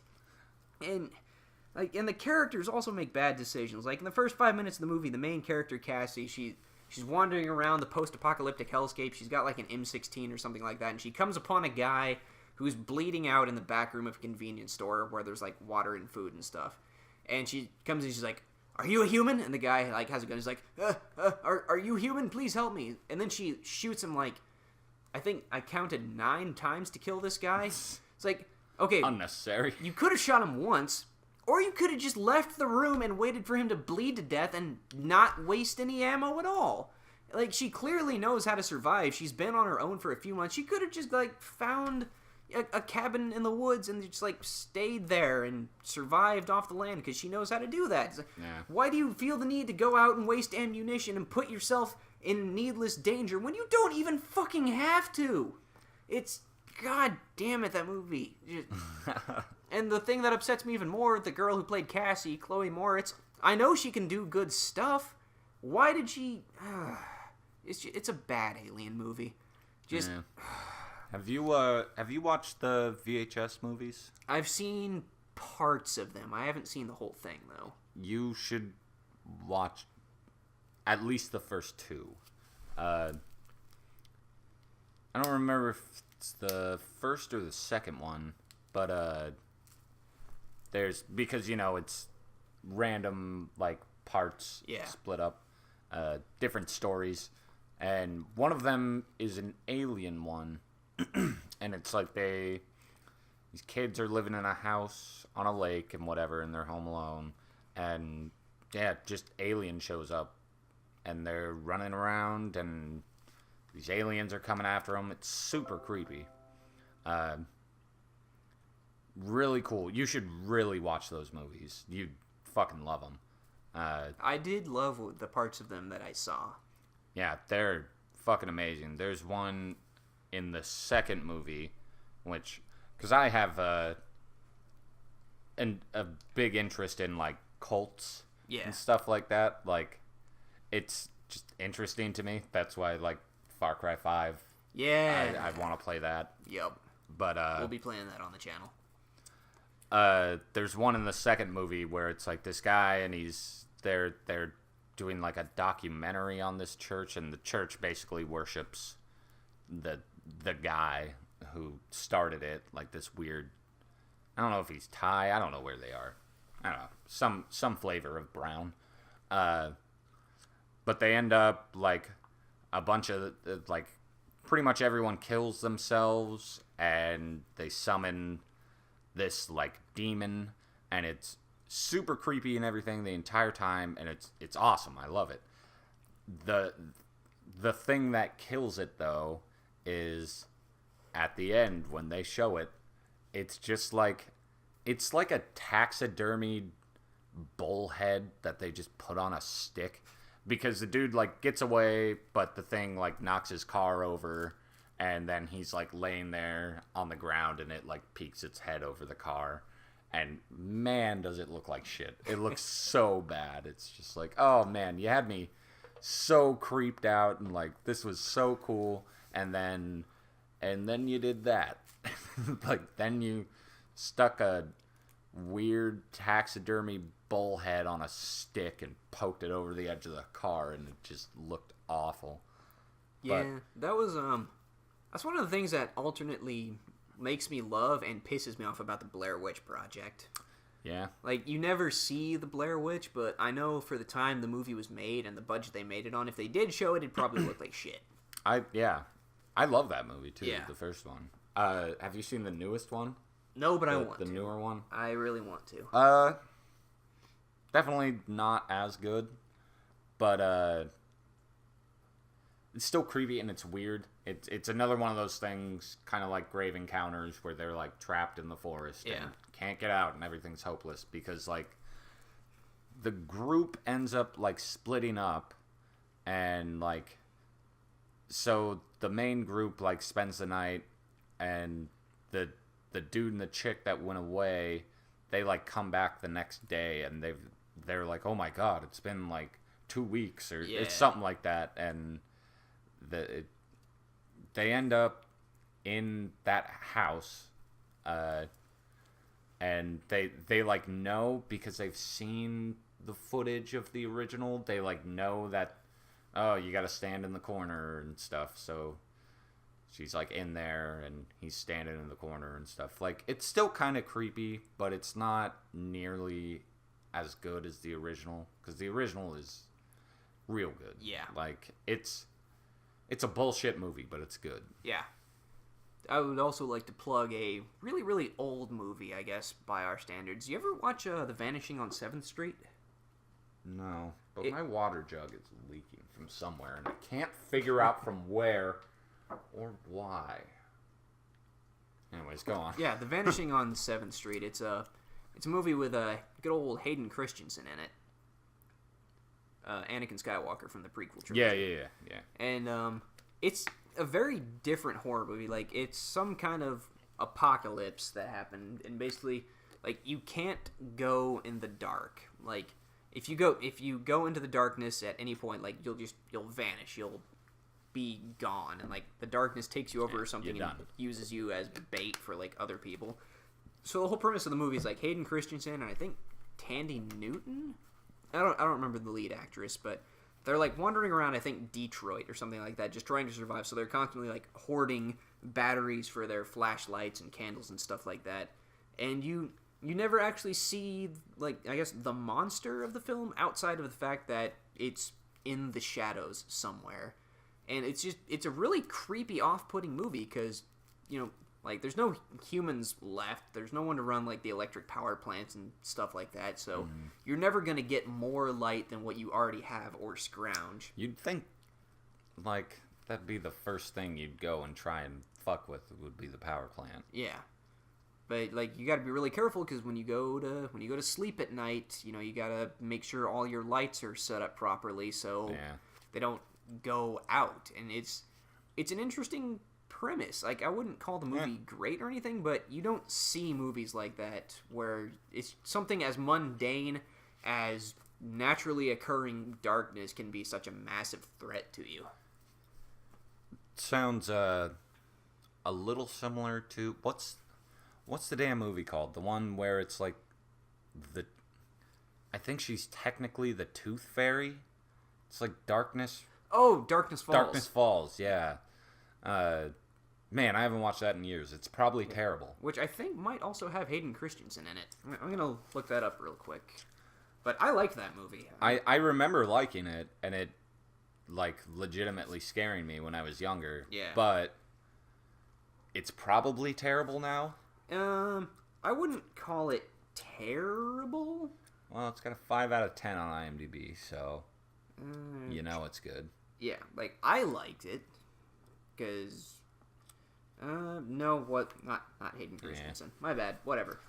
But yeah, no, I liked that movie. Like, it wasn't... I would be interested in watching it again, just to see, just to compare my memory of it, because the only part I remember is... I only really remember the end and the scene where they put the kid in the sensory deprivation tank. See, I don't remember any of that. Like, I remember where they were, like, in a hallway, and there was one light that was on, and there was one light, like, down the hallway, and they had to go through the dark to get to that next light. Yeah. And she was, like, hanging out around, I think. Because the whole plot of that movie was, like, the main male lead saw her when he was a child. Yeah. And, like, got really scared, and then he left, and, like, now he has a massive phobia of the darkness, so he's, like, living in New York, and he's got, like, construction lights and shit strung up all around his apartment. Yeah, that's right. And then, like, I guess his ex-girlfriend calls him up, and she's like, hey, my son is dealing with the same thing you dealt with. Would you mind, like... my son. Like, driving... My boy. Yeah, like, would you mind driving back down here so, like, maybe you can help him out and get over it? And by this point, the main lead's like, yeah, you know, I imagined it. It's all in my head. Yeah. None of it was real. And he comes back and it turns out it... Almost like Freddy type shit. Yeah, and then it was real, and then they all see the Tooth Fairy lady, which she looks creepy as fuck. Yeah. Like, she was quite the intimidating, scary presence. And then, like, they eventually, like, draw her to a lighthouse or something and turn it on and blast her in the face. Yeah, because they were in a hospital most of the time, weren't they? They were in a hospital, and then, like, the guy gets into a fight with somebody else, I think, like, his high school bully or something like that, and then he goes to jail, and they're at the police station for a while. Huh. It was a fair to middling movie. It wasn't great, but worth a watch again, I would think. By the way, you know there's a Jeepers Creepers 3 now, right? You did mention that fact. I haven't watched it yet. I kind of want to. I do want to watch it. It's just do I really want to put the time into it? Because probably around October last year, I bought the 2-pack from Walmart. It had 1 and 2, and the first movie is good. Yeah. It's still kind of shit, but it's good. It's good enough. It's fun shit. The second movie's god awful. Yep. It's fucking ass. It sucks. I remember it scaring the shit out of me when I was little, but it fucking sucks. Was it the first or the second one where they tried to hide inside the bus and the thing That's the second one. Pops up and licks the back window? Yeah, that's the second one. Because the first one, it's another example of them showing way too much of him. Yeah. Once he's got his face out and he's all almost Predator-y. Yeah. When it comes to the face, they showed him way too much in the second one. The first one, when they're in the police station near the end, it's creepy, but they still show him way too much. I don't know. The first movie is still good, in my opinion. The second movie, the only part that was good was when he threw that ninja star made out of bones, and Justin Long's tattoo was on it because it's wrapped in his skin. Because he had that tattoo right by his navel. Yeah. I was like, a little callback, but actually the rest of that movie is shit. Because there's the part where he comes through the top of the bus and he's all wrapped up in his bat wings, and I don't know. Yeah. Apparently the third one takes place in between the two movies. Oh. So apparently it ends with him going after the bus. Oh, okay. So it's a prequel sequel. A pre-sequel. Yeah, something. Yeah. Yeah, I'd be interested to watch that movie with you. Yeah, I want to watch it. It's probably going to be shit. Yeah, the critique I would have for those movies is, with as much as they showed the monster, they should have done it in a fashion much like The Thing. Because, the whole thing is, the monster is, taking parts from people and, upgrading and rebuilding himself, right? Yeah, because there's the scene, well, kind of. Doesn't he take Justin Long's eyeballs at, the end of the first movie or something like that? I think so. And he also takes, a head from someone because his head gets knocked off, so he takes someone else's head. Yeah. If you're gonna... It's weird, and then it instantly looks like him. Yeah, so if you're gonna do it like that, we see a lot of the Thing in The Thing, but it's always different. They find the partially melded corpse at the beginning, and then he takes the one guy, and then they find him again, and he's the guy, but he's got the hands all fucked up, and then they find the dog, and the dog's morphing into this whole thing. And it's constantly changing and evolving to look different and fuck with you in different ways. So I'd have done it like that. Maybe if John Cena was in the movie or something like that, and he dies early on, the guy, and the Reaper's John Cena's got some pretty... Put my head on his body. And I'm gonna take his arms and then maybe make Wolverine claws, or use the bones in some way to make himself a new weapon, as opposed to this whatever he had, the throwing stars.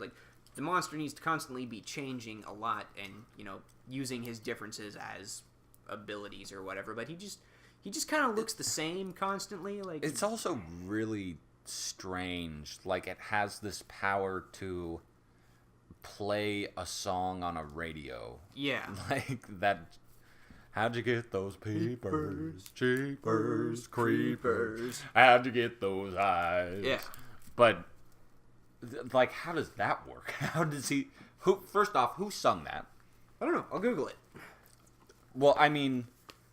Because obviously a real person sung it. Yeah. But, within the universe, who sung that? Was that him? Is that his voice? I don't even want to know. I just want to pretend that that's actually his voice, and he sung it and recorded it and was like, this is some fucking fire. Now I'm just going to play this on a radio whenever I'm near. According to Wikipedia, the song was made back in the 30s for a movie called Going Places. Oh, it's a real song. Yeah, it's a real song. Oh, huh. So I'm assuming whoever sung the song in real life sung the song in the universe, because it's an oldie. Yeah. But how does he have like a radio transmitter in his head? What? I don't know. How does that work? Do we ever actually find out what exactly he is? No. No? He's just like a demon or something, I think. Okay, if he was a demon or some kind of demigod, like from there's supernatural or something like that, like that would just that'd probably fall under his godly demonic powers to fuck with people. Because it's like every 27 years he wakes up. I think it's 27. I'm not sure. But I don't know. There's a lot about him that doesn't make sense and follows weird rules. At least he plays by the rules. But Yeah, like I don't know, to bring up the ritual again, since the god monster kind of feeds on fear and worship, and it uses hallucinations to fuck with Noel. So Yeah, it does. I'm assuming it's just like a fear tactic that falls under the creeper's demonic abilities. Yeah. Which, Because, wait, at the end of the first movie, they have him, like, strung up in that barn, and people come see him? I think so. I think it's the end of the first movie. I haven't seen those movies in so long, man. He's got him, like, inside the barn, strung up, and he's like, there's the demon, he'll come back, and I think at the end, I don't quite remember. I think he comes alive again at the end of the first movie? I know there's a scene where he's strung up in a barn and, like, some people come and see him. And the old man's like, and the people are like, that's not real. And he's like, Hey, you want to bet? yeah, huh? I don't know. We should But he also pretends to be a scarecrow all the time. So I don't know what the fuck he's doing. You know, we should watch those movies. Like you said, you had the collection, and I'll see about getting a copy of the third one. Well, the third one's on Netflix. Oh, is it? Shit. Yeah. Well, fuck. We should just marathon those movies at some point before we film next and talk about it. Yeah. I mean, neither of them are great. No. Of the first two. The first one's, like, worth watching because it's kind of good. And then the second one, like, I don't even want to watch it. It's not even good bad. Like, Yeah. it's just bad. We should just watch the first and the third one. Save Yeah. ourselves a bit of time. I do want to watch the third one at some point. We were going to watch it the other night, but then we didn't. Yeah. We watched Hush instead. That's one I haven't seen. Oh, it's, I guess a horror movie, but there's no, like, monsters. It's just this chick who's a horror writer, and she's living in the woods in a nice house, and there's another. It's basically very spaced out, like Nikiski-esque. So she's living there by herself, and she's also deaf and mute. So, but this guy shows up, kills her friend, ends up killing her friend's husband. Like, he's just terrorizing her. And that's another movie that was kind of frustrating to watch, because there were parts, like, he's got a crossbow and, like, a knife and whatnot. But, like, there's one part, she gets out, she's got her house all locked up, so she's in there, and the dude's just fucking with her. He's like, I can get in whenever the fuck I want. Like, he's just trying to creep her out. He's relishing the kill. Yeah. It bugs me when things do that. I'll talk about that in a minute. But she ends up, at one point, she gets out on the roof. She sets off the car alarm on her car, so he goes to fuck with that, and she gets out on the roof.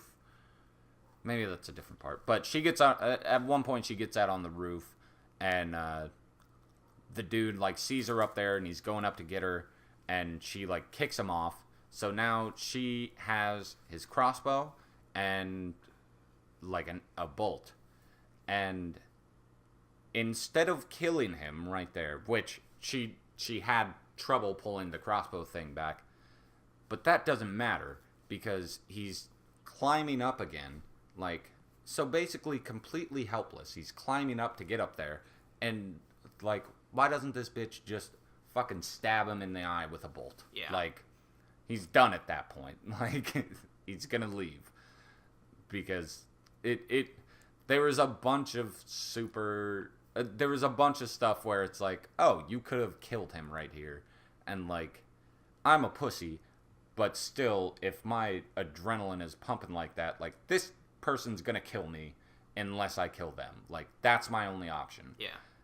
Like, I'm gonna stab dude in the eye with a crossbow bolt. Like, I don't know. There was a bunch of stuff like that. There were plenty of times she could have killed him, or she could have got away, and she just didn't. It was a little annoying. Still a really good movie. Really interesting. It does a lot of, like, thinking in her head, like monologuing. I guess not monologuing, really, but, you know, her thinking about what she has to do. In the end, she fights him, and she manages to kill him. But she's fucked up. But, yeah, good movie. It was just also very frustrating. Yeah. Those movies where the monster or the bad guy relishes the kill and takes his time with it bugs the shit out of me. Like, it's scary. Yeah, like, I love Predator. I love the Predator movies. And the thing is, like, I know how good the Predator is at killing people. Like, he's professional interstellar hunter. He kills aliens. Yeah. People are nothing. Yeah. And that's one of the things that kind of bugged me about the first one, and I guess all of them to a degree. Like, you know, he chews through Arnold Schwarzenegger's entire, like, special ops commando unit, and then Schwarzenegger fights him at the end and, you know, fucks up his cloak and all that other shit. And, like, if I were in the Predator's shoes, I understand the honor of the hunt and all that shit. Like, even if I knew I could beat Schwarzenegger in hand-to-hand combat, I wouldn't after he's fucked up my technology. Like, the Predator deliberately... Why not just take him out at that point? The Predator, like, goes and discards his plasma gun. And it's like, okay, you know, like, sure, Schwarzenegger, he lost his guns, he lost his bow and arrow. All he's got left is, like, maybe a knife and mud. But at that point, you should understand just how dangerous he actually is, even when he's unarmed. So, like, that part where the Predator takes off his mask and his gun, like, I would have just shot Schwarzenegger at that point, and there would have been nothing he could do about it. Yeah. Things like that bug me. Like, I've been in a few fights in my time, and I'm trained to fight. Like, I did quite a bit of competitive martial arts back in my teenage years. Yeah. But in, like, a street brawl, I've never been in, like, a street fight or a bar fight where I have not employed some kind of underhanded tactic to get out of that situation. Like, why wouldn't you? Pocket sand. Yeah. You know? I did that before once, kind of. There was a bar fight in Montana that I got into, and this guy who was quite a bit bigger than me was coming after me. I took the ashtray sitting on the bar and just threw it in his face and left. Yeah. Like, I'm not about to fight you honorably when, trained as I am, I know you could probably just pick me up and break me in half over your knee. You're not a big dude. Yeah. Like, you know how to fight, but that doesn't necessarily mean I'm going to. Like, imagine, like, Kenny coming after you. It doesn't matter that you know how to fight. He's too big. He could just he could just grab you, and that'll be that. I would do a Raiders of the Lost Ark if some big ass dude's coming at with this sword. I'm just gonna pull out a gun and fucking shoot him. Yeah. Like I'm because you have diarrhea. But.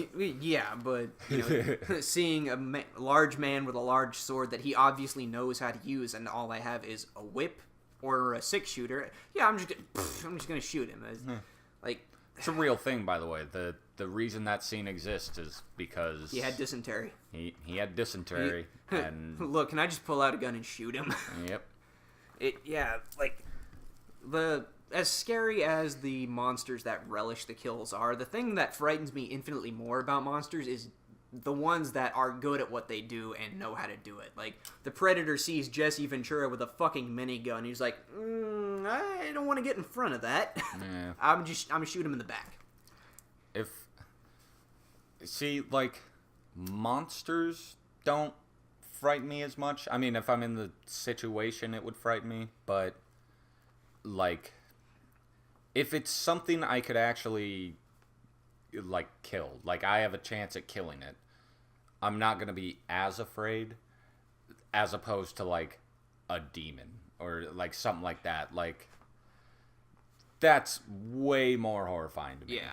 Because, like, I have terrible dreams all the time, and a lot of them involve... It's probably because I watch all this fucking bullshit. Yeah. But, like, a demon, like something like Grave Encounters, like, that is infinitely more terrifying to me than, like, the Predator. Like, the Predator, you know, if I shotgun blasted him in the chest, he's gonna die. Yeah. Like, I can't shotgun blast this house. Yeah. Like, you know, it's way more terrifying. Yeah, if it's something that you just actually can't do anything against. Yeah, like than if it's a physical thing that I can axe in the head, like Loki's son. Yeah, like werewolves versus like Cthulhu monsters. Like, if there's a werewolf about, like, I know how to kill a werewolf because, you know, if it's staying true to fiction. Yeah, the tools. Yeah, silver. Like, I don't have any silver bullets on me right now, but if I find out there's a werewolf lurking in the woods near my house, I know how to make my own bullets. I can go melt down my mom's silver jewelry and make silver bullets out of it, and if it comes after me, I could kill it. I mean, as scary as a werewolf is, being able to tear me limb from limb, at least I have. Besides the fact, they say, like, only a silver bullet can kill them, but, like... Well, it's silver in general a couple shotgun blasts to the fucking head. Yeah. It's probably not going to be coming after you anymore. Yeah, no, there was... Like, they're an animal. Yeah, there's some werewolf movie. If you heard it, it's going to run. Yeah, there's some werewolf movie, I can't remember. I think Jesse Eisenberg is in it, but it's a very cheesy werewolf movie, and there's, like, the only way to kill werewolves is to either, you know, kill them with silver or separate their brain from their heart. And there's one scene where they fight this werewolf lady, and they're like, oh, we gotta, like, you know, get it with silver, separate his brain from its heart. And so they, like, pull the cover off the dead body, the thing opens its eyes and starts growling, and a cop literally just puts a bullet through the werewolf's head, and there's like, will that do it? And they look at it and they're like, well, its brain's on the floor, so yeah, I think that'll do it. Yeah. So, you know, in that instance, yes, I have more than enough tools at my house to kill a fucking werewolf. That's not scary, but when Cthulhu rises from sunken relay and starts breaking the laws of reality, he's like, well, fuck. Besides the fact that he's so huge, what the fuck are you gonna do? Like, and that's just what... Shoot him with a shotgun in the toe, and it'll be like he lightly stubbed his toe. Yeah. Like, it'll just be like, hey, fucker. Yeah, sorry, Stomp. I don't have the Necronomicon. I can't send you back from whence you came, so... Shit. Yeah. I mean, that doesn't... Like, I mean, if it was real, that would scare me, but... I mean, I guess that fucking applies to everything we're talking about. I mean... But, like, Cthulhu and shit is so much more out there that, like... Yeah, I mean... I know that's never gonna happen. I guess I know none of it is ever gonna happen, but... Yeah, I mean, science has confirmed that there are more dimensions than our human brains can process, so there could be something Cthulhu-esque out there, but even if there is, like I said, we can only think in 4 dimensions. We're not going to be able to comprehend it even if it is real. Yeah, like, let's say because Cthulhu's looming over there right now. I just wouldn't care. And be like, well, if he kills me, he kills me. Yeah, there's nothing I can do about it. He hasn't fucked with us yet, and I don't think he really has a reason to. Like, I lay awake at night and sometimes wrestle with the concepts of, like, what happens after we die and how our reality works. And some of it scares the shit out of me because, like I said before, I'm a hoper, not a believer. I hope there's something after this life. I don't know if there is or not, and that freaks me out a little bit, but... At the same time, what the fuck can I do about it? Yeah. I'm not so gonna... why even fucking worry about it? Yeah, because, I mean, you know, I don't believe in anything. I think you're dead. Yeah, as scary as the concept is, there's nothing we can do about it. Like, you're just gonna end, and that's gonna be that. That's what I think. But I understand the hope for something else and everything, but it's just... In reality, I mean, I don't mean to trash on your faith or anyone else's, but, like, to me, it's kind of just fairy tales is kind of what I think. Yeah. I don't think anybody's stupid for believing in it. I don't, I'm not trying to be the dick atheist who's just like, oh, you're a fucking retard because you believe in that. But to me, you dead. Yeah. That's it. And I don't know. It sucks, but that might be the way it is. Make the most out of your life while you're living. Yeah. Because unfortunately, we don't live 100 years in the future where they're just going to be able to make people live forever. Yeah. So we're just fucked, and that's that. That's kind of... So I just don't worry about it. That's just kind of my thing. Yeah. It's just like, whatever. I'm going to die at some point. Who gives a shit? Yeah, I worry about it sometimes, and then it's like, well... Like, I'm a Jimmy is crushing this dog. Yeah. Go on. Like, I'm a fairly science-driven guy. I believe in what I can see and study, and I have not seen the afterlife. I can't tell you if there is an afterlife at all. I hope and pray every single night that there is, because I don't want this to be all that there is, but at the same time, I was like, I don't know. I can't put it under a microscope, so... Fuck. It's like, to me, when you think of, like, traditional heaven, kind of seems like it'd suck to me. Like, everything's perfect all the time, forever. So are you just, like, is it just a constant orgasm? Like, is that what's happening? I don't... Like, because, like... having sex with someone you're not married to is a sin. What's the fucking point? Like that just I don't know. Like, I don't know. Or like I love having sex with my lady. Yeah. And I plan on doing it for the rest of my life. But for fucking eternity? Like, at some point, you're going to need to mix shit up. Like, there's got to be weird orgies going on in heaven. Otherwise, like... Yeah, this is one of the things that I agree with my wife on, and my wife is Mormon. And, like, of all the faiths I've studied, the Mormon heaven actually makes the most sense. Well, it's got, like, tiers, doesn't it? Yeah, which, again... Which you're going to be on bottom tier. Oh, yeah, no, if it, like... You're not even good. When you die, if this is what happens, you're never gonna see Dolly again. Like, she's gonna go to first tier, and you're gonna be on the 7th. Yeah, we've had long conversations about that, which I won't get into. But if it is true, and I am bottom tier, I feel like that's where I would actually be the happiest. Because I'm kind of a shit person.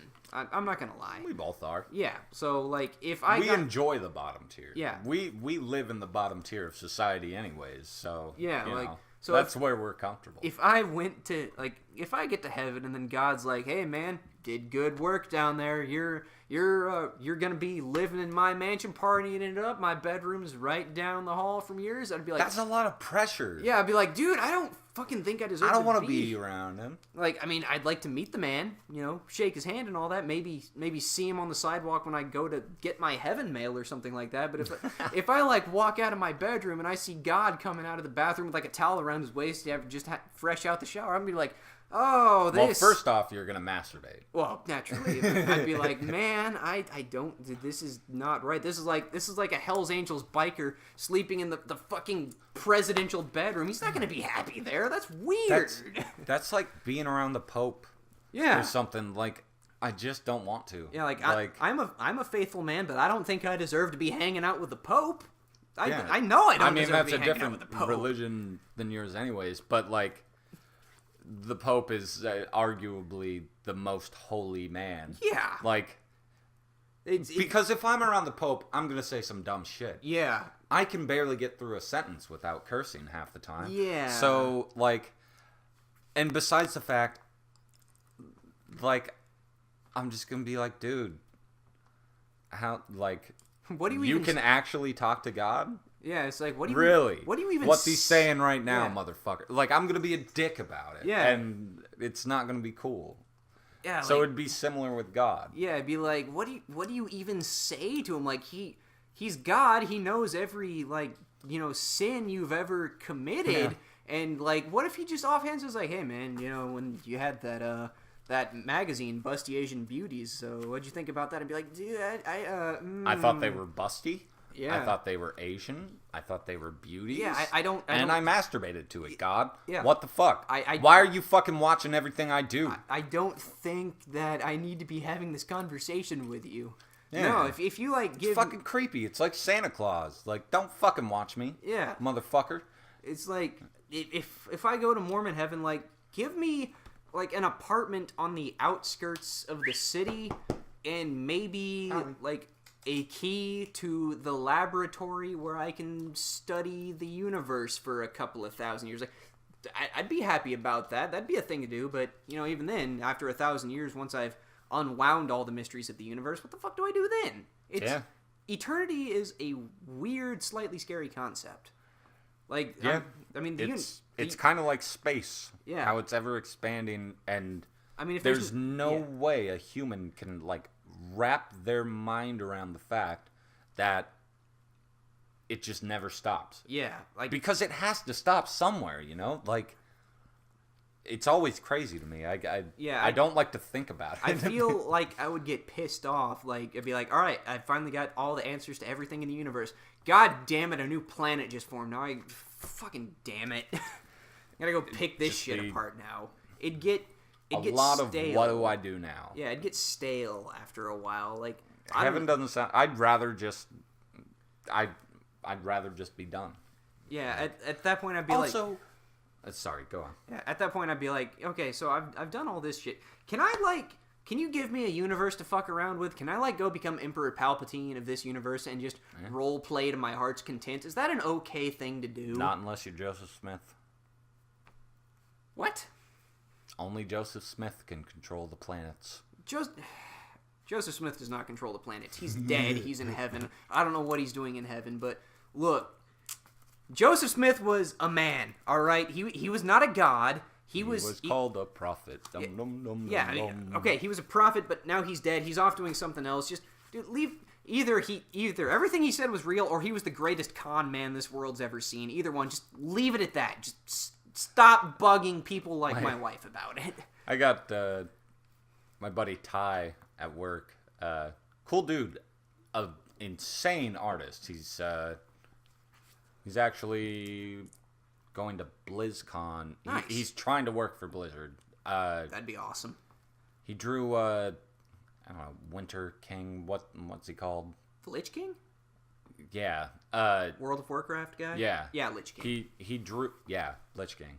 He drew a picture of him, and I pull it up, and it looked exactly the same. Like, besides all the other shit he draws. Dude's an insane artist. But, I don't know why that came up. I don't know why I did either. But, also, what I was going to touch on. Yes. So you sin a bit during your life. Like someone like me. Technically, I shouldn't get into heaven. Which means I will burn for all eternity. Seems a bit much, doesn't it? Yeah, that's another reason why... Like, holy shit. That's another reason why I find myself kind of agreeing with my wife's views of heaven. Like, alright, this is a problem I had when I was a Baptist, alright? Like, look, you don't get saved, you don't ask Jesus to forgive your sins, you go to hell, period. What about, all the motherfuckers in the Amazon who've never even heard of Jesus? What the fuck are they gonna do? Remember sophomore year, I was dating, I'll just say that Mormon girl. Yeah. I asked her about that because she, explained the whole shit to me, and I was like, and it was, you had to, accept a geezer, and you had to do the thing. And I was like, well, what about, someone in Africa who's never even heard of this religion, and he spent his whole life helping people? He just, brought water to people, whatever. Yeah. He spent his whole life trying to make everything better. And he can't get into heaven? He's like, well, no, not if he didn't accept this religion. It's like, are you fucking kidding me? Yeah, that's Like, that's ridiculous. That's part of why I'm just like, yeah. religion is stupid. Yeah, according to my wife, who is Mormon, that is false. All right, apparently in their faith, what happens is like, all right, say you've never heard of Jesus or whatever. I'm pretty sure his name is Jeeber. Jeeber, whatever. You never heard of Jeeber. That like, okay, that's kind of not cool, but they're not gonna fuck you for that. Like, I can't remember the exact. Who's they? Like, heaven people or whatever. I don't know. But like, apparently in her faith, when you die, if you haven't accepted Jesus and blah blah blah, whatever, Yeah, you just never knew about him. yeah, So you go to. Besides the fact it's not even proven he exists. Yeah, but there's I don't know. There's some place I can't remember what it's called. I'm just gonna call it purgatory because that's the closest thing. Like you go to purgatory and like say you've never heard of Jesus, you didn't convert, whatever. There's supposed to be people there who are like, all right, look, you're dead now. You're here. This is how shit works. Are you cool with that? And if I were dead, no, burn me forever. yeah, like the only way to get into Mormon hell you're cool with it. apparently is like you say you do get knowledge of the truth or whatever, and you decided fuck all that noise anyway. Like you've seen the answers. The answers are literally laid out before you. It's like, all right, here's the way the universe works. Here's who created it. Here's blah blah blah. All this shit. The answers to everything. You cool with these answers? You say no, fuck that. You go to what they call outer darknesses, where like Satan hangs Outer out. darkness? Yeah. Like, Jesus. Like that is the only way to get there is you This is Dark Souls. yeah, you know the truth and you just don't accept it anyway. Like if when I die and I go there and they're like, "Oh yeah, so this is God, this is what God did. Jesus died for your sins, blah blah blah, whatever, you cool with it." I'd be like, "Well, I'm dead and I'm here." Yes. My option is burn forever or accept this. Yeah, it's like, of course I'm going to accept it, you dumbass. yeah, it's like why this isn't even a conversation we should be having. Like you've told me everything and how everything works. I'm cool with that. Take me to low tier heaven and give me an apartment. I'm fine. Let's do this. Whatever. I'm going to hang out with Satan.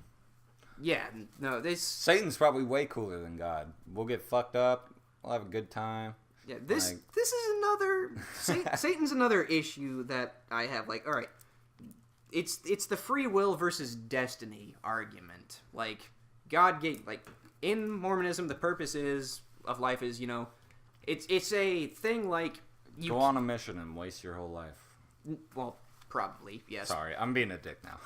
Go on. Don't worry about it. You can play devil's advocate. I don't mind. Like, apparently we all existed in like spirit form or something before the earth was made, and God made the earth and gave us all physical bodies because, like, Yeah, we were Thetans before. yeah, he literally sent us here to fuck up.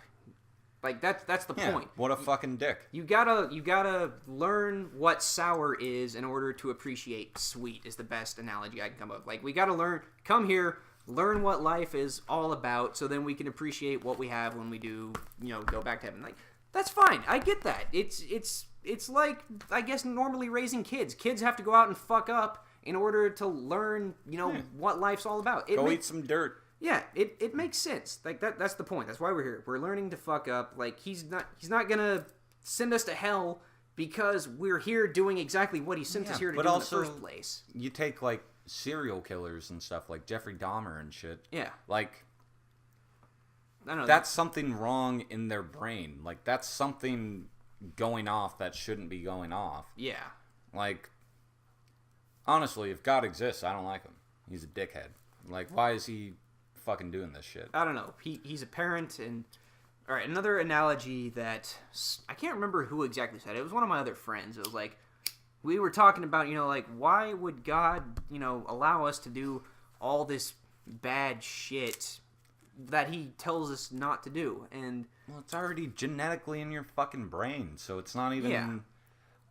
For a lot of people, it's not necessarily their fault. They're just genetically predisposed to do these things. yeah, I don't know. It's free will and evolution in action, I guess. But the guy says, like, well, what I think happened is the whole free will argument is God built a house and then deliberately locked himself out of the house and left all of his tools inside so we can either figure out how to build. God, he's probably pissed off about that. Yeah, probably. Open a window, dude. Yeah, like he gave us all the tools we need to basically see what happens. Like, we could use what we have to try and make the world a better place, but we also have free will, so we could tear the house apart if we fucking wanted to.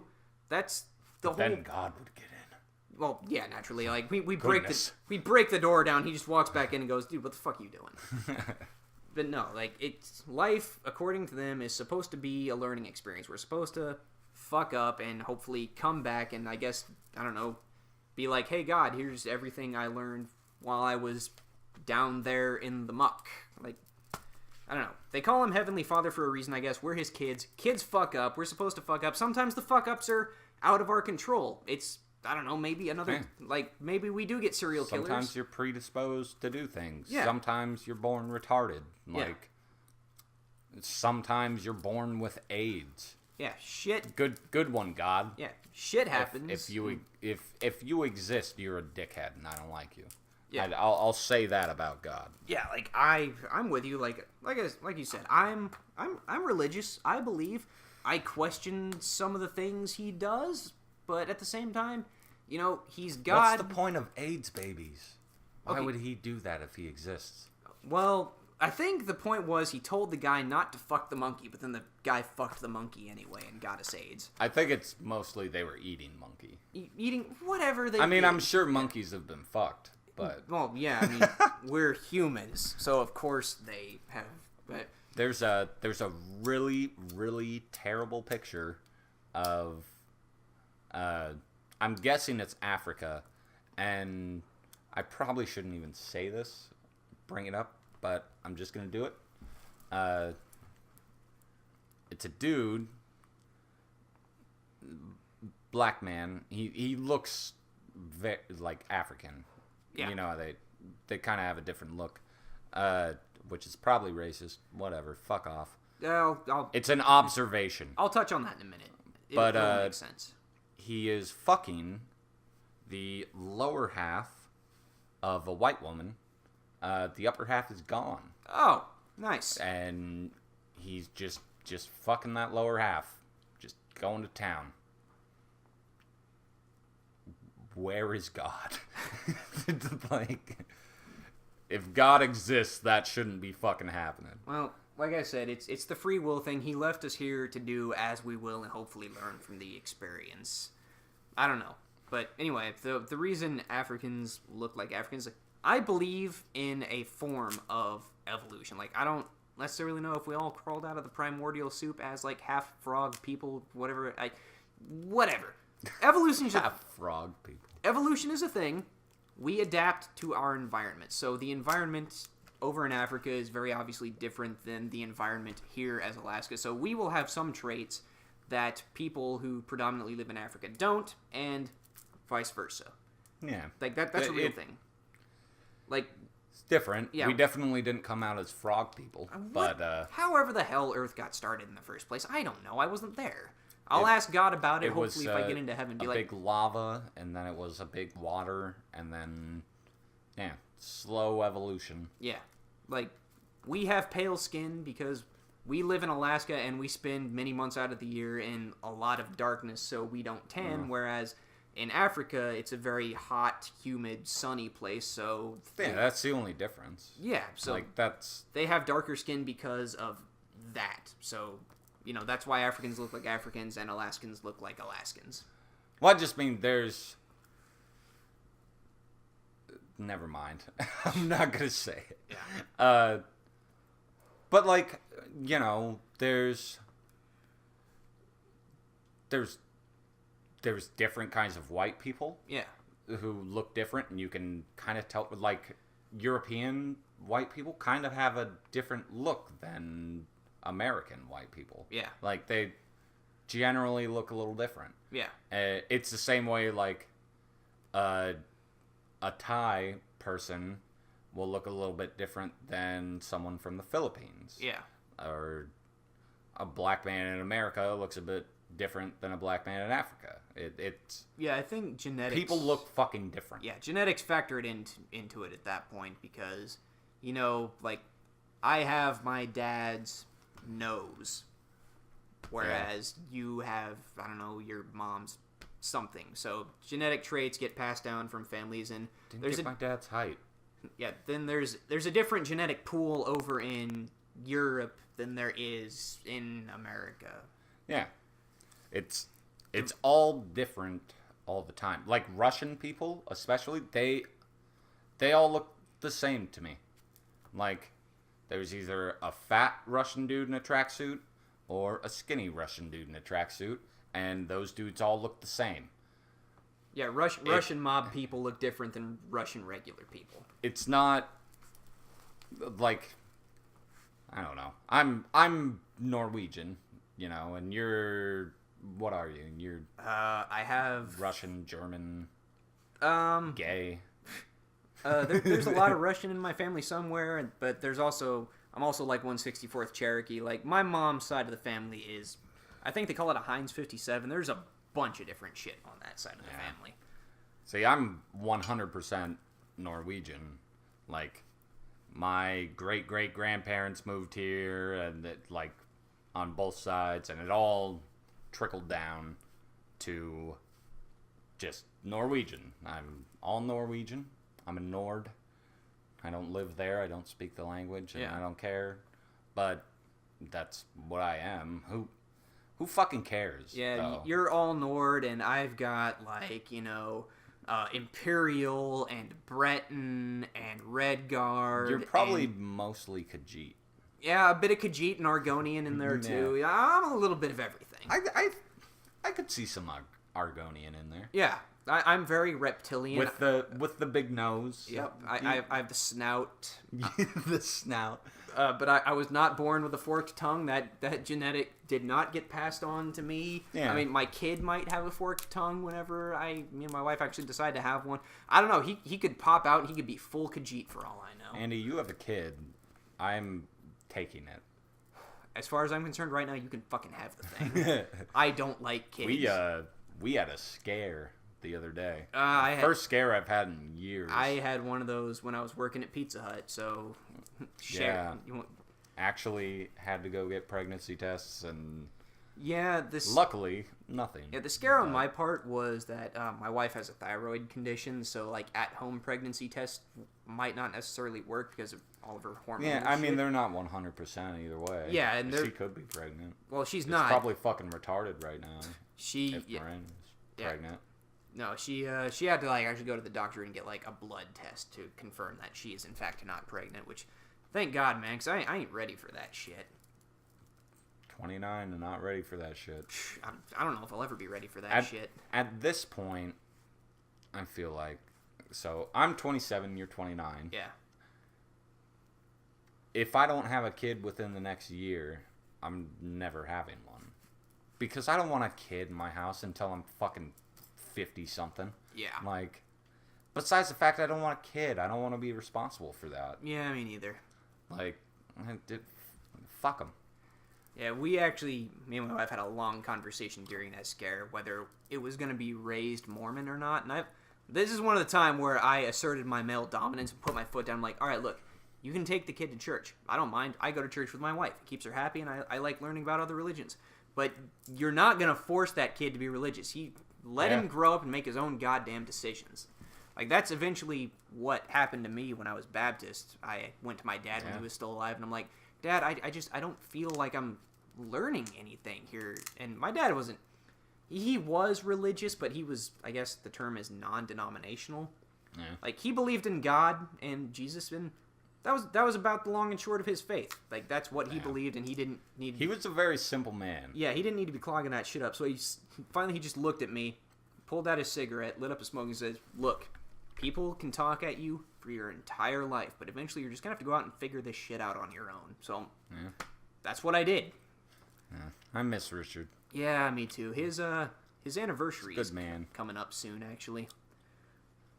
Yeah, I'm gonna tell all 10 of my subscribers about this, but his anniversary is on a Friday, and what I'm planning to do is hopefully the outside's gonna be clear enough that you're coming over here, and we're gonna get fucked up, and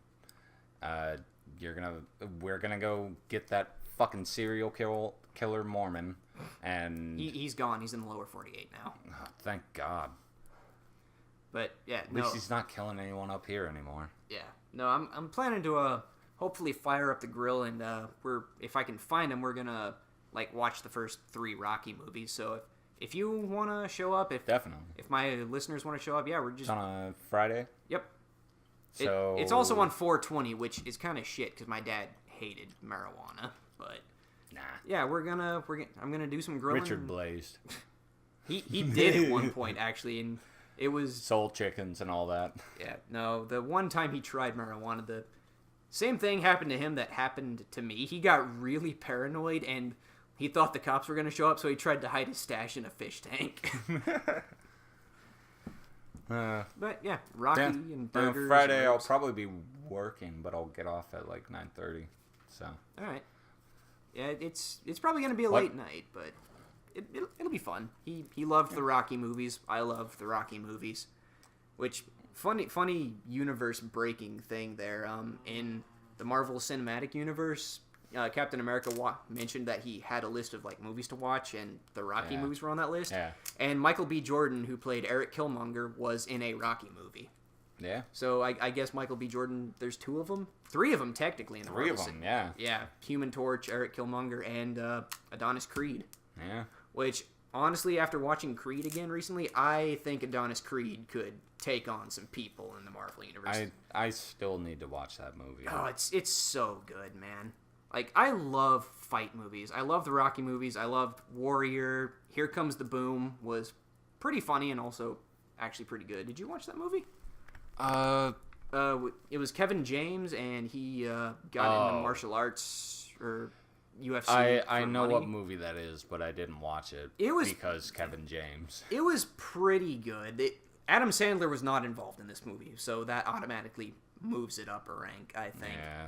But yeah, like he went into like cage fighting and UFC stuff to. I think he was lost his job as a teacher, or they need. No, okay, I remember what it was. They were gonna discontinue the music program at his school because they didn't have funding for it. Yeah. So he went and got into that shit to win money to help keep the music program alive. It was really good. Warrior was a much better movie, but if you're looking for a kind of silly martial arts movie, go check out Here Comes the Boom. It's actually really good. Well, 420. Oh, God. I'm coming to your house. Gonna bring Donna some wine. I'm gonna bring Donna some weed. And me and Donna are just gonna get fucked up all night. And watch Rocky movies. And we're gonna watch Rocky Just movies. eat. You're going to get the munchies and just eat all of the stuff that I grill. I'm gonna sit on her lap, like the little boy I used to be. And I'm just gonna love on your mom, dude. So speaking of that, do you remember my 18th birthday when you gave Dilly Bear a lap dance? Yeah, God, of course. How could I forget? That was great. He turned so red. He was I don't even remember. rather red. I don't even remember what song we were listening to that you started dancing and taking off your shirt. That was fun times. I miss those old birthdays back when me and you and Dilly Bear and Crazy Cousin Pete and Shawnee Boy and I think Justin Smith was there, and we just. I remembered we. Tasha was there that night. Oh yeah, that was also the night where we poured a bunch of different soft drinks into a pitcher and then made the mistake of shaking them all up to mix Yeah. them. I think that might have been the same birthday where me and Kenny beat Resident Evil 5 in one night. It wasn't that birthday. No, that might have been the one either before or after that one. Because that birthday, what'd we do? I think we watched Creep again. We watched Creep, and it might have been the same birthday where we tried to go outside in a tent and watch Pumpkinhead, and then a windstorm happened. No, that was a different one. Oh, okay. Because that was when, like, Aislinn and Billy Ray showed up. Oh, yeah. Remember, we were watching, I think we were watching Army of Darkness when they showed up. Yeah. Yeah. Man, those were good times. They were fun. And, the one where we watched Pumpkinhead in the tent was also the one where you hit Justin in the face with a basketball when you were trying to do a hot sauce. No, that was, Sean did that. No, you did it because, Because Hot Sauce was just throwing a Yeah, what fucking happened? ball at someone. Yeah, we were like hopped up on energy drink, and you were doing dunks off the trampoline onto the basketball hoop, and we were shouting things at you like, do like a 720 kick flip dunk, and then one of us was like, do a hot sauce, and you're like, what's a hot sauce? Like, I don't know, make something up, and you did like a 360 under the leg dunk, and you dunked it, and I think it ricocheted off your foot and hit Justin in the face. Yeah, that's right. And it became a thing where it was like, we would start throwing shit at Justin and be like, hot sauce! And because I remember Sean throwing the ball at me and yelling hot sauce while I was in the middle, because we had a couple balls. I remember him throwing them at me while I was doing a dunk and just screaming hot sauce at the top of his lungs. Yeah, I think that was the same party where Charlie got dubbed Chuckles. Yeah. Which always... I don't know why that cracks me up so much. My dog, Charlie. Yeah. Who rip in peace. Yep. But he was around. His name was Charlie. He was the best dog ever. He was awesome. And he walked the beat. Sean called him Chuckles. Because I think you called him Charles Barkley. Yeah. And then Sean was like Chuckles Barkley. Yep. And I don't know why Chuckles cracks me up so much. I don't know. But it did. Yeah. It just broke me. that rut where he used to walk the beat every day is still there. Still in your front yard. Yeah. Holy shit. His little trail Yep. will always remain. God, Jimmy's just dead. Yeah. He's breathing, though. Yeah. So, at least there's that. It almost makes me miss Booze, but not much anymore. I mean, that doesn't make you miss Booze. No. That's the sad part of Booze. Yeah. Poor boy. But he's got little Callie to cuddle with him, the little chihuahua. Yep. My mom's chihuahua's still alive, and she's a fat piece of shit. So is my mom's chihuahua. Tony? And he is also a fat piece of shit. Is he still an orc? Does he still have the tusks? Yes. He's fucking awful. He's terrifying. I hate him. But he's the most loving dog. Yeah. Like, he always wants to jump up on your lap and lick you up and just cuddle with you. But at this point, he's got about foot-long legs, and then it's just this fat sausage of a body and a tiny head. And he's hilarious looking. And he's also got the underbite. The orc tusks. Yeah, he's got the orc tusks. And he also only uses 3 of his legs. Like, he's surprisingly quick. But when he's running, there's always one of his back legs is just up. He's just not using it. So he's got these foot-long legs, and he's just spidering around without using one. It's fucking weird. Yeah, every time I see him, I expect him to give me a quest to go find the Forge Master's fingers and return it to the orc stronghold. Man flesh. Yeah. God, yeah, no, Lucy is also weird because She wasn't so fat the last time I was over there. she's technically overweight, but like all of her weight's in the front, so she's got like this massive like barrel torso. Just built. And then she's just skinny on the back end with her stick legs. Yeah. She's such a weird dog. I didn't like her when I got back from Montana and originally met her, but I love that dog now. Well, she's always a fucking little bitch when I come over. Yeah. Like, she always just barks her ass off at me. And She does that. She does that to me now, and I've lived there for I don't know how many years. I mean, I haven't been there recently because I'm house sitting and all that, but I go over there at least once a week to have dinner. 29 years, basically. Yeah. But while she's been living there, like 3-4 years.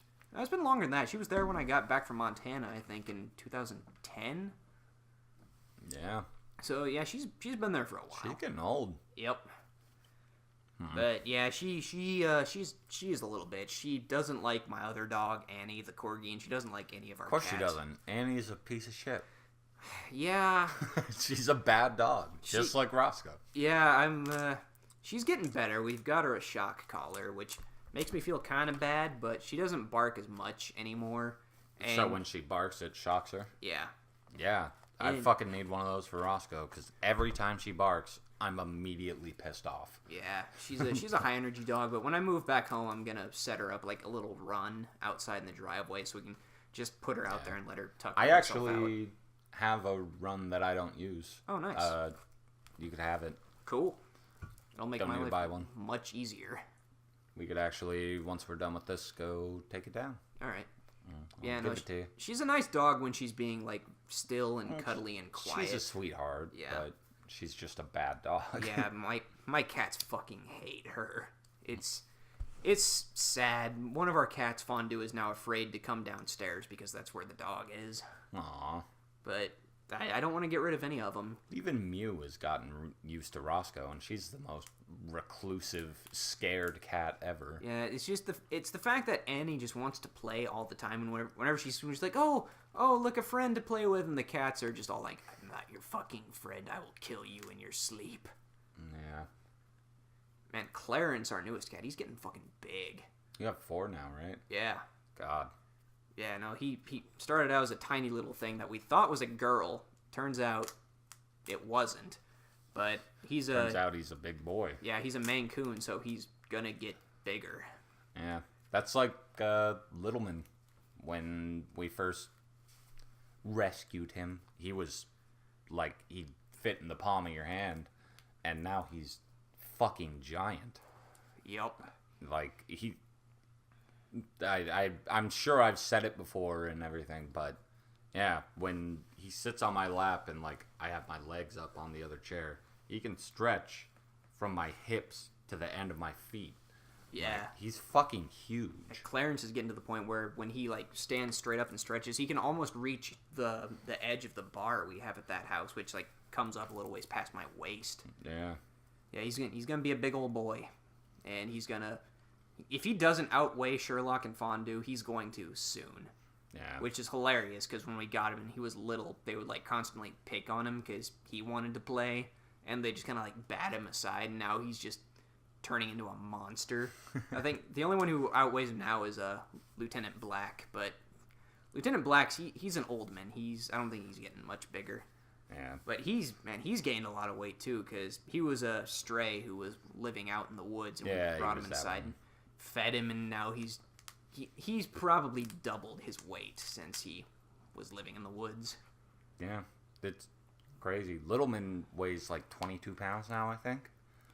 And Baboon weighs like 19. Like, he's bigger than Baboon, and Baboon is the fat cat. Yeah. So it's nuts. But Lieutenant Black he's a silly cat. He just sits and stares at things, and it's weird. It's creepy when they do that. Yeah, like the TV stand we have at the place we're house sitting, he'll like get on top of it, and he'll just like perch up there like a sphinx and like stare down at us. My cats have gotten so needy lately. Like, Baboon, Littleman, Mew, they always want to be on my lap. Like, last night, I was holding that dog, and he jumped off, and Baboon jumped up on my lap, which is normal. Yeah. He's been being so needy lately. And then Mew jumped up on my lap and actually, like, cuddled up to Baboon. So I had 2 cats just fucking sitting there. And then Littleman was fucking meowing, and he has the most annoying meow. He goes, like, it's the worst. Like, when I'm trying to go to sleep and he wants out of the room, just like, just, it's so loud. But he was just pacing around my chair doing that meow because he wanted up on he wanted up on me too. And these cats being little bitches, they're being too needy. Yeah, Fondue doesn't meow very much, and when she does, she either chirps like a bird or she actually like starts speaking in tongues. It's weird. Like, when you think of scaredy cats, you should think of Fondue. She's terrified of everything. She's terrified of her food bowl being empty. Like, in the middle of the night, she'll like walk over there, and like Lieutenant Black will have eaten the rest of the food that was in there, and she starts pawing it like across the floor, and then she starts going, uh-oh. And then I like have to get up and feed her, and then she'll like come up on the bed when me and Dolly are trying to sleep, and she'll like get on top of Dolly and like start loafing, and then she starts chirping. She goes like, Yep. That's what Mew does when I do a laser light. Just. Yeah. It's hard to imitate. None of that was even close to what she does, but my biological dad used to have a cat named Zubat, and he died recently of old age. But I would have conversations with that cat. Like, when I was house sitting for my dad, like, Zubat would walk into the room, and I'd be like, "Hey, Zubat, what's up?" Meow. I'd be like, "What, do you want food?" "Yeah." "All right, I'll get you some food in a minute. I'm playing Dark Souls right now." "No." "Excuse me?" "No." "What, you want food right now?" "Yeah." Yeah, that was a... Do you remember Bowser? Yeah, I remember Bowser. He was a fucking maniac. I don't know how many friends I had that stayed the night that would wake me up in the middle of the night because they were terrified because he'd just go around going meow during the middle of the night. He'd just do that for hours. So, like, I remember Drew. Yeah. That's the one specifically that I remember because he was legitimately terrified. He spent the night. We fell asleep watching The Office, and he woke me up, and he's like, "What the fuck is that?" I was like, "What the fuck are you talking about?" Because I was so used to it that, like, I didn't even hear it anymore. Yeah. And keep going. I gotta go do a wee. He woke me up during the dead of night, just being like, "What the fuck is that? What is happening?" And it was a minute before Bowser went meow again at the top of his lungs, because that's what he always did. He was the loudest fucking cat in the world, and he thought it was like a ghost or something. Like he thought my house was haunted. He was legitimately terrified of my stupid ass cat going meow, just that loud too. But it might not translate to YouTube, but loud as fuck. Like, if you weren't used to it, it's waking you up. Just meow.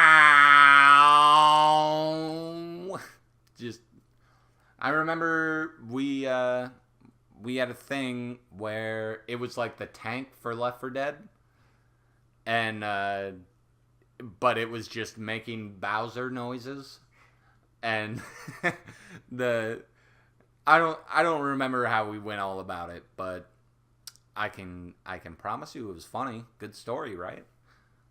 10 out of 10. I'm pretty sure your house was actually haunted, though. Andy's pretty sure my house was actually haunted. I don't think it was. I slept in that dank, dark pit of a basement for years. I don't know. There was some weird shit that went on in that house. Or it might not have been your house, though. Cody's house was weird. Yeah, that might be the one I'm thinking about, where we I also have to urine. had similar paranormal experiences. Scary shit. Yeah, I'll tell that story while you're over there doing that shit. So, I think I've told the scary story on the channel before. I might not have it. Whatever. So, I think it was... I want to say it was, like, 2000, 2001. We were, like... I think he had, like... Shit, I don't know. I think I was, like, 10 years old at the time. But, I was sitting at home, and it was a Thursday. I remember that much. And I think it was in April... Because I was watching WWF SmackDown when SmackDown was still WWF.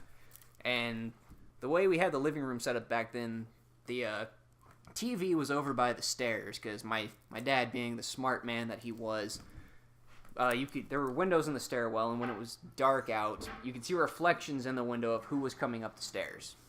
So I was sitting there and I was watching SmackDown, and the lights went off downstairs. And I remember thinking at first, like, oh, that's cool. It means my parents are home, so they're gonna, like, cook me dinner, because they were, like, out eating at a friend's house or something like that. And then it slowly ticked over in my mind that I'm like, wait a minute, if my parents were home, lights should be coming on, not going off. And then another light went off downstairs, and I realized, like, oh shit, there's somebody in the house. So I got up, ran to my room, and I hid under the bed, because as 10-year-olds are wont to do. You had that futon. Yeah, I did have that futon at the time. And, like, I could see under the crack in my door, like, the lights were going off, and then it got to the light in the hallway, and there was, like, a shadow outside the door, and it just kind of started walking back and forth, and there was this weird, I think, like, buzzing noise, like a bunch of flies, and it was just, that's all it was doing, was just walking back and forth outside my room, and I'm not ashamed to admit, I pissed myself a little bit. And then, I think it was like, it felt like an eternity, but 10 minutes later, I heard the garage door open and all the lights came back on, and I didn't tell my parents about it because, in my 10-year-old mind, if they didn't leave me at home anymore, I probably wouldn't be able to watch Jeff Hardy on WWF SmackDown. So I clammed up about it, and then, like, I think it was a couple of days later, you and C-Dubs were telling, like, the exact same story. The same thing happened to you, and it was freaky shit, man. There was something weird going on where, like, it was a similar thing. We were playing... I've told this before, but... I don't know if you ever told it on the channel or not. I think I did. I don't know. It doesn't matter. Yeah. We were playing Donkey Kong in the entrance of Cody's house, or the downstairs. Yeah. There was a long, like, entrance to get to there, and we were playing Donkey Kong, and the door was slightly open, and we thought it was Mercedes moving around out there, but it wasn't. And then doorbell rang, Wayne Floyd singing us Christmas carols. So that happened. We went back. We were kind of laughing about that because this was like probably 4th, 5th grade. Yeah. Back when the WWF was still the WWF. Yeah. Yeah. So we were laughing about that because we were like, Wayne Floyd just showed up at he was a teacher at one of our schools. Yeah. And North Star, I think, or was it Nikiskiel? No, it was Nikiskiel. Okay. Ridiculous human being. Yes. But so we were laughing about that. Everything was fine. We'd kind of forgotten about the shadow, but then it came back, and it kept going back and forth in front of the entryway door, and we started hearing noises like it was almost speech, but it wasn't. And so we went upstairs, and the lights downstairs just turned off, and so we went to the upper stairs to his room, and we were standing in the hallway by his room, and the lights went off again on the other downstairs, and so we were sufficiently creeped out at this point by the lights turning off, and there was just like a weird thing we could hear that was just like random, like I said, almost speech, but it wasn't. So we went into his room and hid under the bed and closed the door, and we had left the lights in the hallway off, and or on, I meant, and they turned off, and then the light in the room turned off, and then the light in the bathroom turned on because the bathroom was adjacent, and we could just see a fucking shadow walking back and forth in front of the, like, under the door, and we were hid under the bed at this point. Both of us are just silently crying, and then so we sat under there for probably, I don't know, maybe half an hour, something like that, just terrified. Yeah. And because it got louder, and then his parents came home, David and Suzette. Yeah. They came home, and they were just like, what the fuck are you guys doing? And we're like, oh, terrifying shit. Yeah. We're just horrified. Because there was also the other time that house was fucked. Yeah. There was also the other time I woke up and I just couldn't breathe. And This seemed more like the hallucination thing where something's sitting on your chest. Yeah, sleep paralysis. But man, it seemed real at the time. Couldn't breathe, and Candace, his older sister, was like sleeping on the couch for some reason, and she helped me, so I was able to breathe again. She like got me water and everything. But I was wearing one of those fucking magnet necklaces for a long time. Those things that don't do shit. Yeah. But my parents thought they would do shit. And then there was also Candace's boyfriend, big, tough, ripped dude, who fell asleep on the couch and then woke up screaming and just lying on his back trying to punch everything.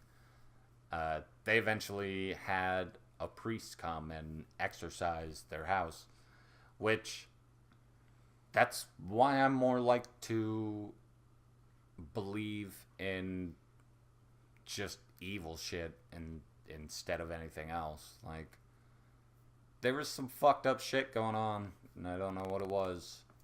It was real though. I vividly remember it. Yep. So, creepy shit. But I don't know. It's one of those things where it's like, being me, I think there should be an explanation for it. Yeah. But there's not. Like, there just isn't. Like, this wasn't pipes making weird noises that make you see shit, because that's a thing. Like, it wasn't any of that. Like, lights turning off, the sound, like, speaking, like, fucking Latin or whatever the fuck it was, and then the shadow going on outside of the door. Like, it's just one of those things where it's like, that's a fucked up thing and it actually happened, and there's no explanation for it at all. Science will only take you so far with these kind of things. Yeah. Like, one of my hobbies is investigating paranormal shit. But we're going to do more of that this summer, too. Yeah, there's not as much... I'm going to get a camera. Yeah. We're going to go fucking find some creepy places. Yeah. But sadly, small town Alaska, there's not that much going on. Yeah, asbestos is gone. Yeah. But, like, the place in the woods we used to camp at is gone. Yeah. Like, I've investigated a few shit things, and most of them were down to science. Because my approach is run every scientific thing you could possibly think of, and if there's no explanation after that, well, then it's probably out of anybody's realm of expertise. But, yeah, there was a guy whose house I investigated, and it was actually, like, faulty wiring. Like, things like that, putting off magnetic fields, can fuck with your brain, because the brain it runs on electricity, and when you start fucking with that electrical current, you start, seeing and hearing shit. So I took my EMF meter and found the place where the funky shit was going on. I'm like, well, you just call in an electrician and have him look at it, and we'll go from there. And then a few days later, he called me. He's like, yeah, no, there was some fucked up wiring in the walls. So, thanks. Yeah. There is the one place in Alaska that I'd like to go to. It's like an abandoned town. Apparently, Bigfoot was there. There's a lot of pictures and everything on the internet of, like, shit that's just fucked up, like trees that have clearly been, like, punched over, like, stuff like that. And that town's completely abandoned. Nobody ever went back there because it was so fucked. And that would be cool to go to. Yeah. Like, I don't know, just, like, abandoned shit, like, stuff like that really interests me. And as long as I have, like, a friend or two with me, I'm not going to be terrified. I'm just going to be like, what was that noise? Let's go towards it. I'm going to be the fucking idiot in a horror movie. But because it's real life, it won't matter. Yeah, like, if we're going out for that kind of thing, like, I don't care what anybody says. I'm going out there armed for bear. Oh, yeah. I definitely, like, you having a gun on you when we go will add some peace of mind. Yeah. But, I don't know. Having some friends with me and everything and going to somewhere like that, somewhere that's supposed to be haunted or whatever, that's just a blast for me. Like, I want to go to those places. It's fun. Yeah, The little bit of creepiness that's there, but you got friends with you, so it doesn't matter. And it's not like we're going to get stuck in a grave encounters scenario. No. Because that's not real. Yeah, like, I have a pretty good head for this kind of stuff. So if, like, me or you or one of our other friends, like, gets that feeling like, you know, we shouldn't be here, I'm not going to question that feeling. If Like, someone says we shouldn't be here, I more feel like we should be here. Like, we should keep going. yeah, like, if we do go to that abandoned place and, like, every single one of us gets that bad feeling, like, alright, during daylight hours, sure, I'm up for exploring, but if we get that feeling that, like, we shouldn't sleep here, then we're probably not going to sleep there. Like, I probably wouldn't sleep in any of the places. Yeah. Just because I wouldn't be able to. Son of a bitch.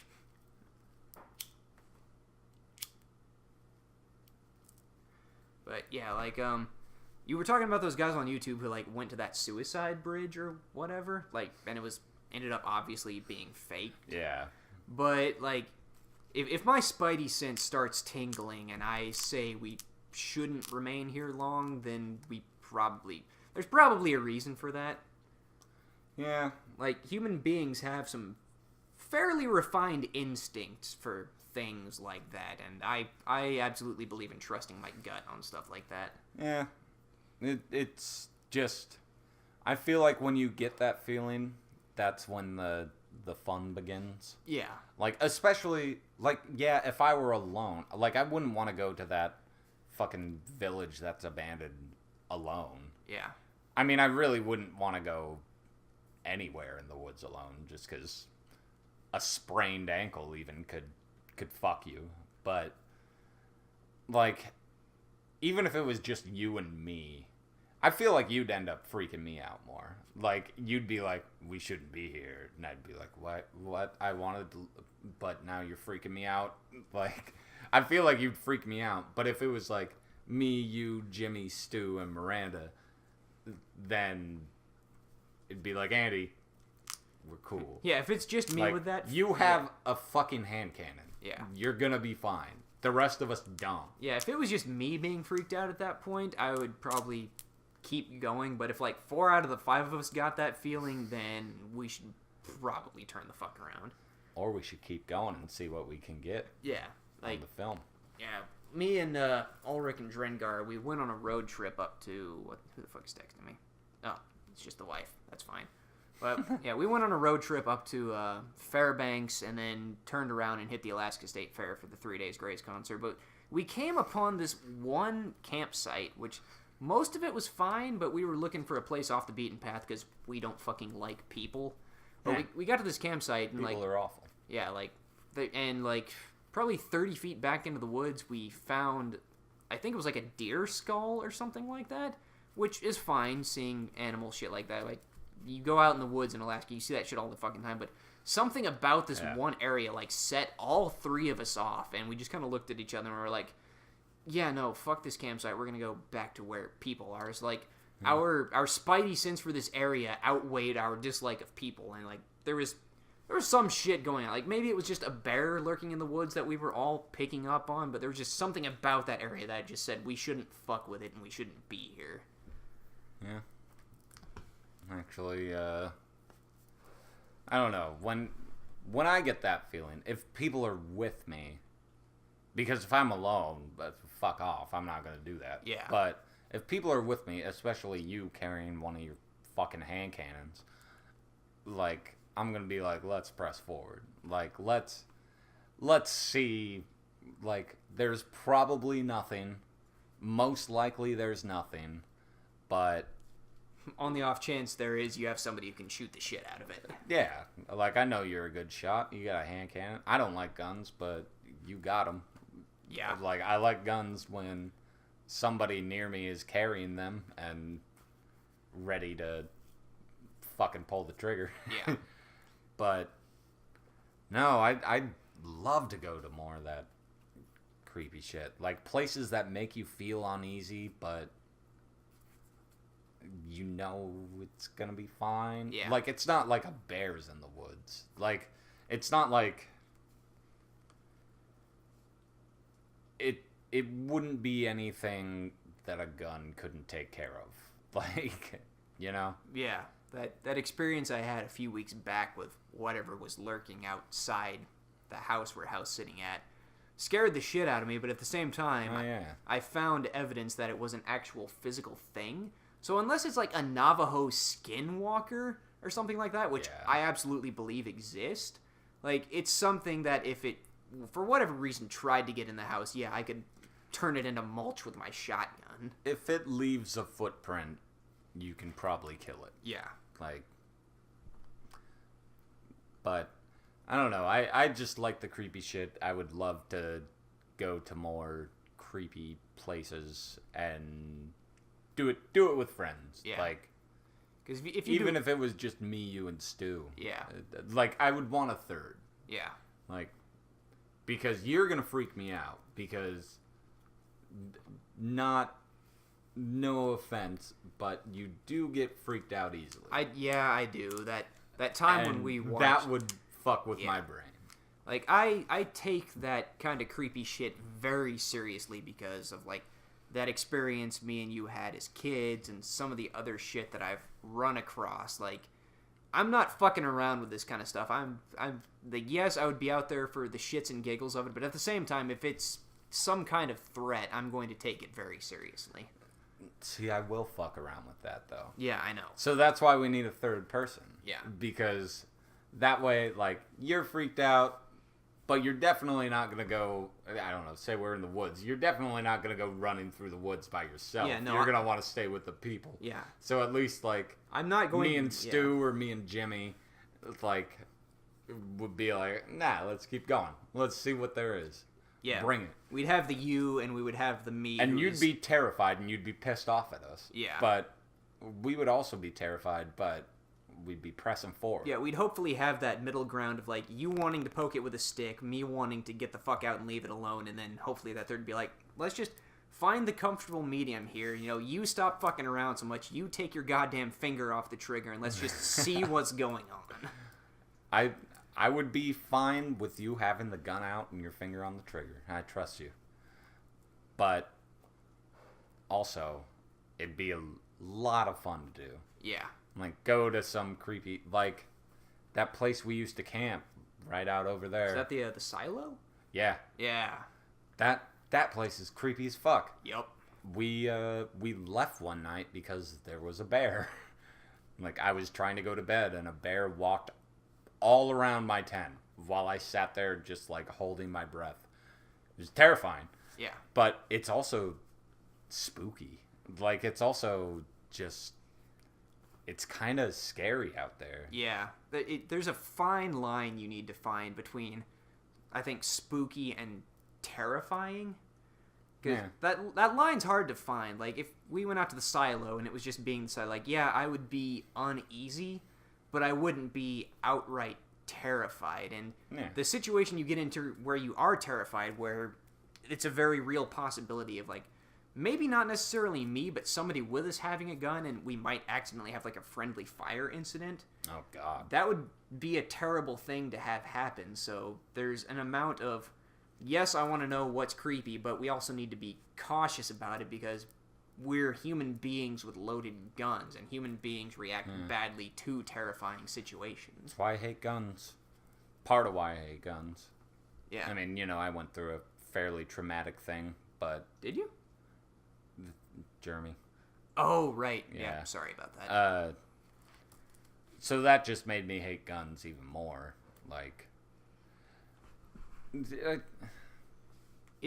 don't think they should be illegal or anything. Yeah, like but it's a fine line because we hear about. It's very easy for an accident to happen. Yeah, like I've heard many tales of friendly fire incidents in like combat situations. Like my biological dad was in the Army for many years, and I think he experienced and both heard about like someone saw something like bad intelligence happen and Americans wound up shooting at Americans. Yeah. And that's just because they're human beings and these are trained soldiers who have that twitch fire response. And I've undergone quite a bit of firearms training with both of my dads, and I'm fairly competent with guns, but at the same time, if I'm in a bad situation and I see something moving toward me out of the corner of my eye, it's a very real possibility I could just twitch and shoot because I think it's a threat, and then it might be Jimmy coming back from taking a piss or something like that. You're definitely far more competent than me with guns. Like, I've seen the videos of you fucking shooting those hand cannons. I don't ever want to shoot one of those. They're scary. The scary thing about it is the guns I have are very easy to use, so practically anybody could pick them up and use them. And you know, if they're not trained and they still have that ingrained twitch fire response, it could be a bad situation. Yeah, it's I don't know. Some of those guns you have are horrifying to me. Like, I just not that I think that you shouldn't have them or anything.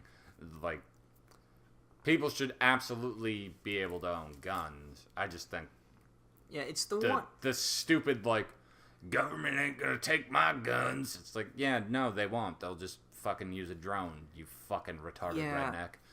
But I think you should absolutely be able to have guns. I just wonder...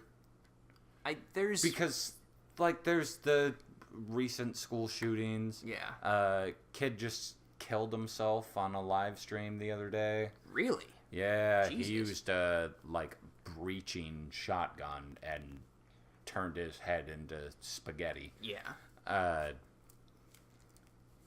But most of those are them taking, like, their parents' guns and shit like that. So it's... The stuff that I hate about it is, like, maybe they should just lock them up better. Like, get a safe. Yeah. Don't tell your kid the code. I feel like... Or do your kid better so he doesn't want to do that shit. Yeah, I think for gun control, for me, something that pisses me off is people are like, we need to outlaw AR-15s. And, like, an AR-15 civilian model is not what's considered an assault weapon. Yeah. It's not. And people are freaking out. They're like, yeah, you know, it's this caliber, and it's semi-auto, and it's got a 30-round magazine that you can easily get, and blah, blah, blah, blah. Like, well, you should also take into account the Ruger Mini 14, which does not look like an assault rifle. It's a hunting rifle, but it's the same caliber as an AR. It's got the same 30-round magazine as an AR. It shoots the same kind of bullet as an AR, but people are completely fucking okay with that because it doesn't look like a military weapon. Okay. Despite the fact that they're the exact same fucking gun when you get down to it. Guns like that, I almost think should be a thing that, like, you can rent at a shooting range. Yeah. Like, not necessarily own. Like, I understand there are plenty of, like, people like you who are responsible gun owners and there's no threat there, but there's also the threat of some dude coming in and fucking killing a bunch of kids. So there is... I don't necessarily 100% believe in this, but there is the thought in my mind that's like, maybe you shouldn't be able to buy that, and instead you can go to a shooting range and, you know, pay $10 to rent it and shoot it. Yeah. Like, that way, it's not as easy for someone to just shoot the fuck out of a school. Yeah, like, I'm all for more gun control, which I'm probably pissing off a lot of people. Like, if you want to buy an AR-15 or a Ruger Mini 14 or any other high-capacity, high-caliber weapon, like, I don't think you shouldn't be able to buy them, but I feel like you need to at least undergo, like, a safety course and maybe some form of psychological evaluation before you can get your hands on it. So, like, if some guy comes in Walmart and be like, I want an AR-15, and be like, okay, well, take this class, which I think gun control classes should be free. I mean, guns are a very prevalent thing, especially here in Alaska. Like, Oh, definitely. everyone has guns because there's fucking bears and lynxes or Moose and whatever everything. other thing, large wildlife that can kill you, and you should be able to defend yourself. Guns are nice up here. Yeah, they're almost mandatory for survival depending on where you live. And then like maybe a free psychiatric evaluation. So then like a professional could be like, well, this guy is clearly unstable. He's a threat not only to himself but to other people. Maybe he shouldn't be allowed to own this thing. Most of the big tragedies aren't like the person who used the gun isn't the one who bought the gun. Yeah. So it's more. I don't know. It's the person who bought the gun isn't the person who used it the way that they did. Yeah. So it kind of doesn't matter. Yeah, we don't have the technology yet, I don't think, but I feel like guns should have that thing that Total Recall shit. like Total Recall or Judge Dredd, you know, the gun when you grab it by the handle, like scans your fingerprints or your DNA or something and be like, oh, has a little chip like, all right, this person is cleared to use this gun. So like if a parent had an AR-15 with that on it and his kid picked it up and the gun could be like, you're not cleared to use me, I'm not going to fire. But then think about if there was like a home invader and suddenly this kid can't defend himself. I mean, it's a fucking ridiculous issue. Yeah, it's there's a line somewhere, we just don't know where that line is right now. It's really strange. Yeah. It's a weird thing to try and pinpoint. But yeah, like I don't know. I because of my experiences with them, I generally don't like guns. Yeah. Like Like they're cool. I don't mind playing a fucking video game with them or anything. Like, but I just generally don't like them. Yeah. And I mean, someone like you, I don't fucking mind at all that you have a gun. Or a billion guns.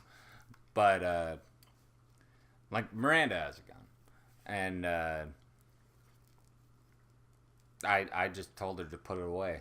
Like I was like, put that somewhere weird and let me know where it is just in case. But like I don't even know how to use it. yeah.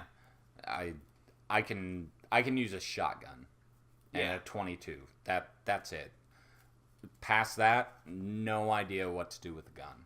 Yeah. And it's mainly because I just don't like them. It's too easy for like an accident to happen or anything. Like I don't trust myself. Like the last time I shot a gun was me and my dad went down the escape route and we were hucking the discs. Yeah, the clay pigeons. To shoot, and we were using a shotgun, and I'm a real good shot, but I didn't like it. Like the entire time, like it was kind of fun, but it was just like I'm so careful with it because it's just like one little thing, and I blow up my dad's kneecap. Like I'm not. I would rather not have a gun around me. Yeah. Like, I don't mind when you have one. I don't worry about you having one. But generally, just no. Yeah, my wife doesn't like guns either. And I sleep with 3 of them next to my bed. And none of them are assault weapons. But at the same time, if I run through all 3 of those guns and my intruder's still not dead, well, then he's probably not human, and I'm he fucked deserves to kill you. Yeah, it's like, you know, you took, you know, a 45, a 357, and 6 shotgun rounds to the chest. I'm fucked. Just make it quick, please. It's even worse is, like, I have a machete next to our bed, like, but I generally rely on, like, Roscoe. Yeah. Like, if someone were to come in, I'm like, the dog will wake me up, and the dog will attack if she sees anything. Like, if someone were attacking me, Roscoe would go nuts. Yeah, that's one of the reasons I got a dog, is because we're house sitting in the middle of meth country, and yeah, you know, people can be sneaky, but Annie's so hype and paranoid about anyone coming into the house that if there's an intruder, she's gonna start barking, and I'd be like, okay, there's somebody in the house. Grab shotgun. Same with Bossy. She, like, if anyone were to put hands on me, like, she'd be able to sense if it was a serious matter. Yeah. And she would attack. And it doesn't make much sense, but, like, machete next to my bed, I don't know why I prefer that to a gun. Like, in a weird way, there's almost less accident potential with a bladed weapon than there is a gun. oh, absolutely. Like, you could accidentally cut yourself on it. That's a thing, but you know, it's not gonna leap out of your hands if you hold the handle wrong and, you know, chop your friend's head off. If somebody gets it from me, it doesn't necessarily mean I'm dead. Yeah, Like I've had training against bladed weapons. I'm not good at it. I'm not good at disarming someone, but I know what to do if someone does take my knife. it's a way more brutal way to have to kill someone if they're trying to kill you. Yeah, it's also, I don't know. I just feel way more comfortable that a gun isn't sitting next to me. Yeah, it's very. I'm just afraid of guns. I don't like them. I think it's ingrained in humans now because, you know, guns. I think the first guns came out, like handheld guns, like the 1700s, 1700s, something like that. Yeah, Chinese like matchlock people, they did the muskets, gunpowder. yeah, and shit like that. Bladed weapons were around a long time before guns were. Guns are only a thing in like the last 500-600 years or so, but humans have been killing other humans with bladed and blunt weapons since like the beginning of time. Like even if you don't subscribe to like biblical beliefs, even in the Bible, you know, Cain killed Abel with a blunt jawbone from a donkey. So that's like humans on a deep genetic level know how to beat and stab each other to death. Yeah. It's like when I think about it, of course, if I were to kill someone, I'd rather shoot them than hack them. Yeah. But I just hate guns so much. I just don't want one around me. So I've got a dog, got several machetes and swords. And the peace pipe. Don't forget about the peace pipe. Oh, it's still up there. But that thing is blunt as fuck. Yeah. That would be a rough death for the person. You might as well just go with a baseball bat at that point. Yeah. But I don't know. If it came down to a home intruder and someone's trying to kill me and Miranda, I'm not gonna give a shit either way. Yeah. Like, dog will attack, and I will destroy that person. I'm not a giant guy. Like, I'm bigger than you, but yeah, you're also the scrawniest person ever. But yeah, like, I just happen to have had 16 years of training plus putting God knows how many rounds of ammunition downrange with my dad's. Yeah, no, I mean, you're still a formidable opponent. But I'm not going to be beating anyone to death with my bare hands anytime soon. No. Like, I don't know. I think I could beat you up. Oh, you could. Like, if You'd fuck me up, but I think I'd win in the end. Yeah, the only way I think I could beat you is I'm not even going to use my fists. I'm going to try to keep you, like, at kicking range and just take my steel-toed boots to you. Yeah. Because my feet hit a lot harder than my hands do. Definitely. But if you grappled me and got me to the ground, I'm done. I can't outmuscle you at that point. Yeah. We are not big men. No. By the way. No. This is a, 5'9", 5'10" man talking to a 5'8" man. Yeah. We are little pussies.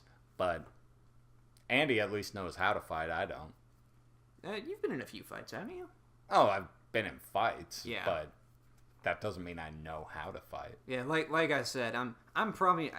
I'm not even going to fuck around with you with my martial arts. I'm going right for the pocket sand and the underhanded bullshit. Oh, definitely. Like, that's... If I'm in a fight with anyone, I'm going for the underhanded bullshit. Yeah. Like, I understand, like, groin kicking is like, hey, don't do that. That's dishonorable. But if Fuck that. if someone's trying to kill me, my steel-toe boots are going right for the groin, like, first chance I get. Like, so I'm like the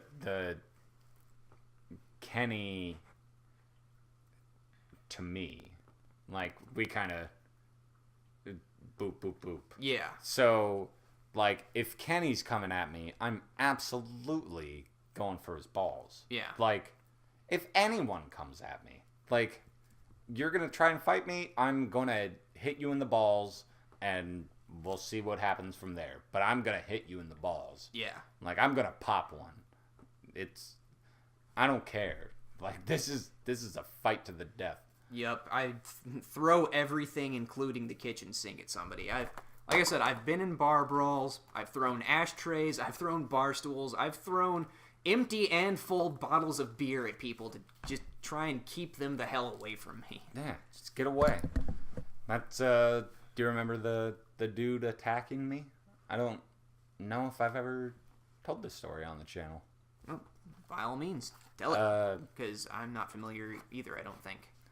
So, there was this dude, he was working night shift at Three Bears. Oh, yeah. Didn't he hit you with something in your arm, right? In my ribs. Ribs? Okay. But him and his girlfriend, who also worked there, had split up. And this was right after me and my ex split up. So I was just like, I want some Strange. I want, like, whatever. Yeah. So she came over. Things happened. Whatever. Pictures were taken.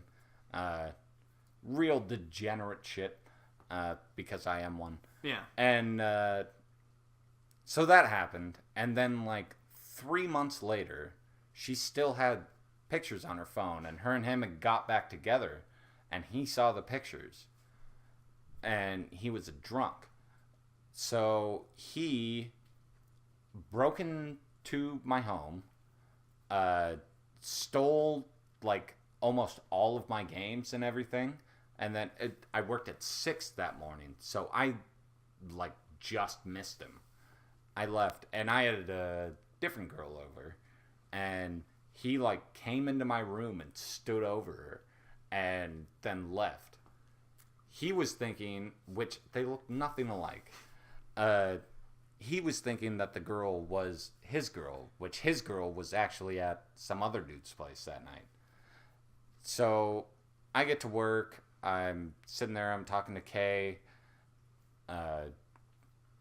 point of sale lady and everything. It's like 6'10", and he comes in, and he's got a fucking pipe in his hand, and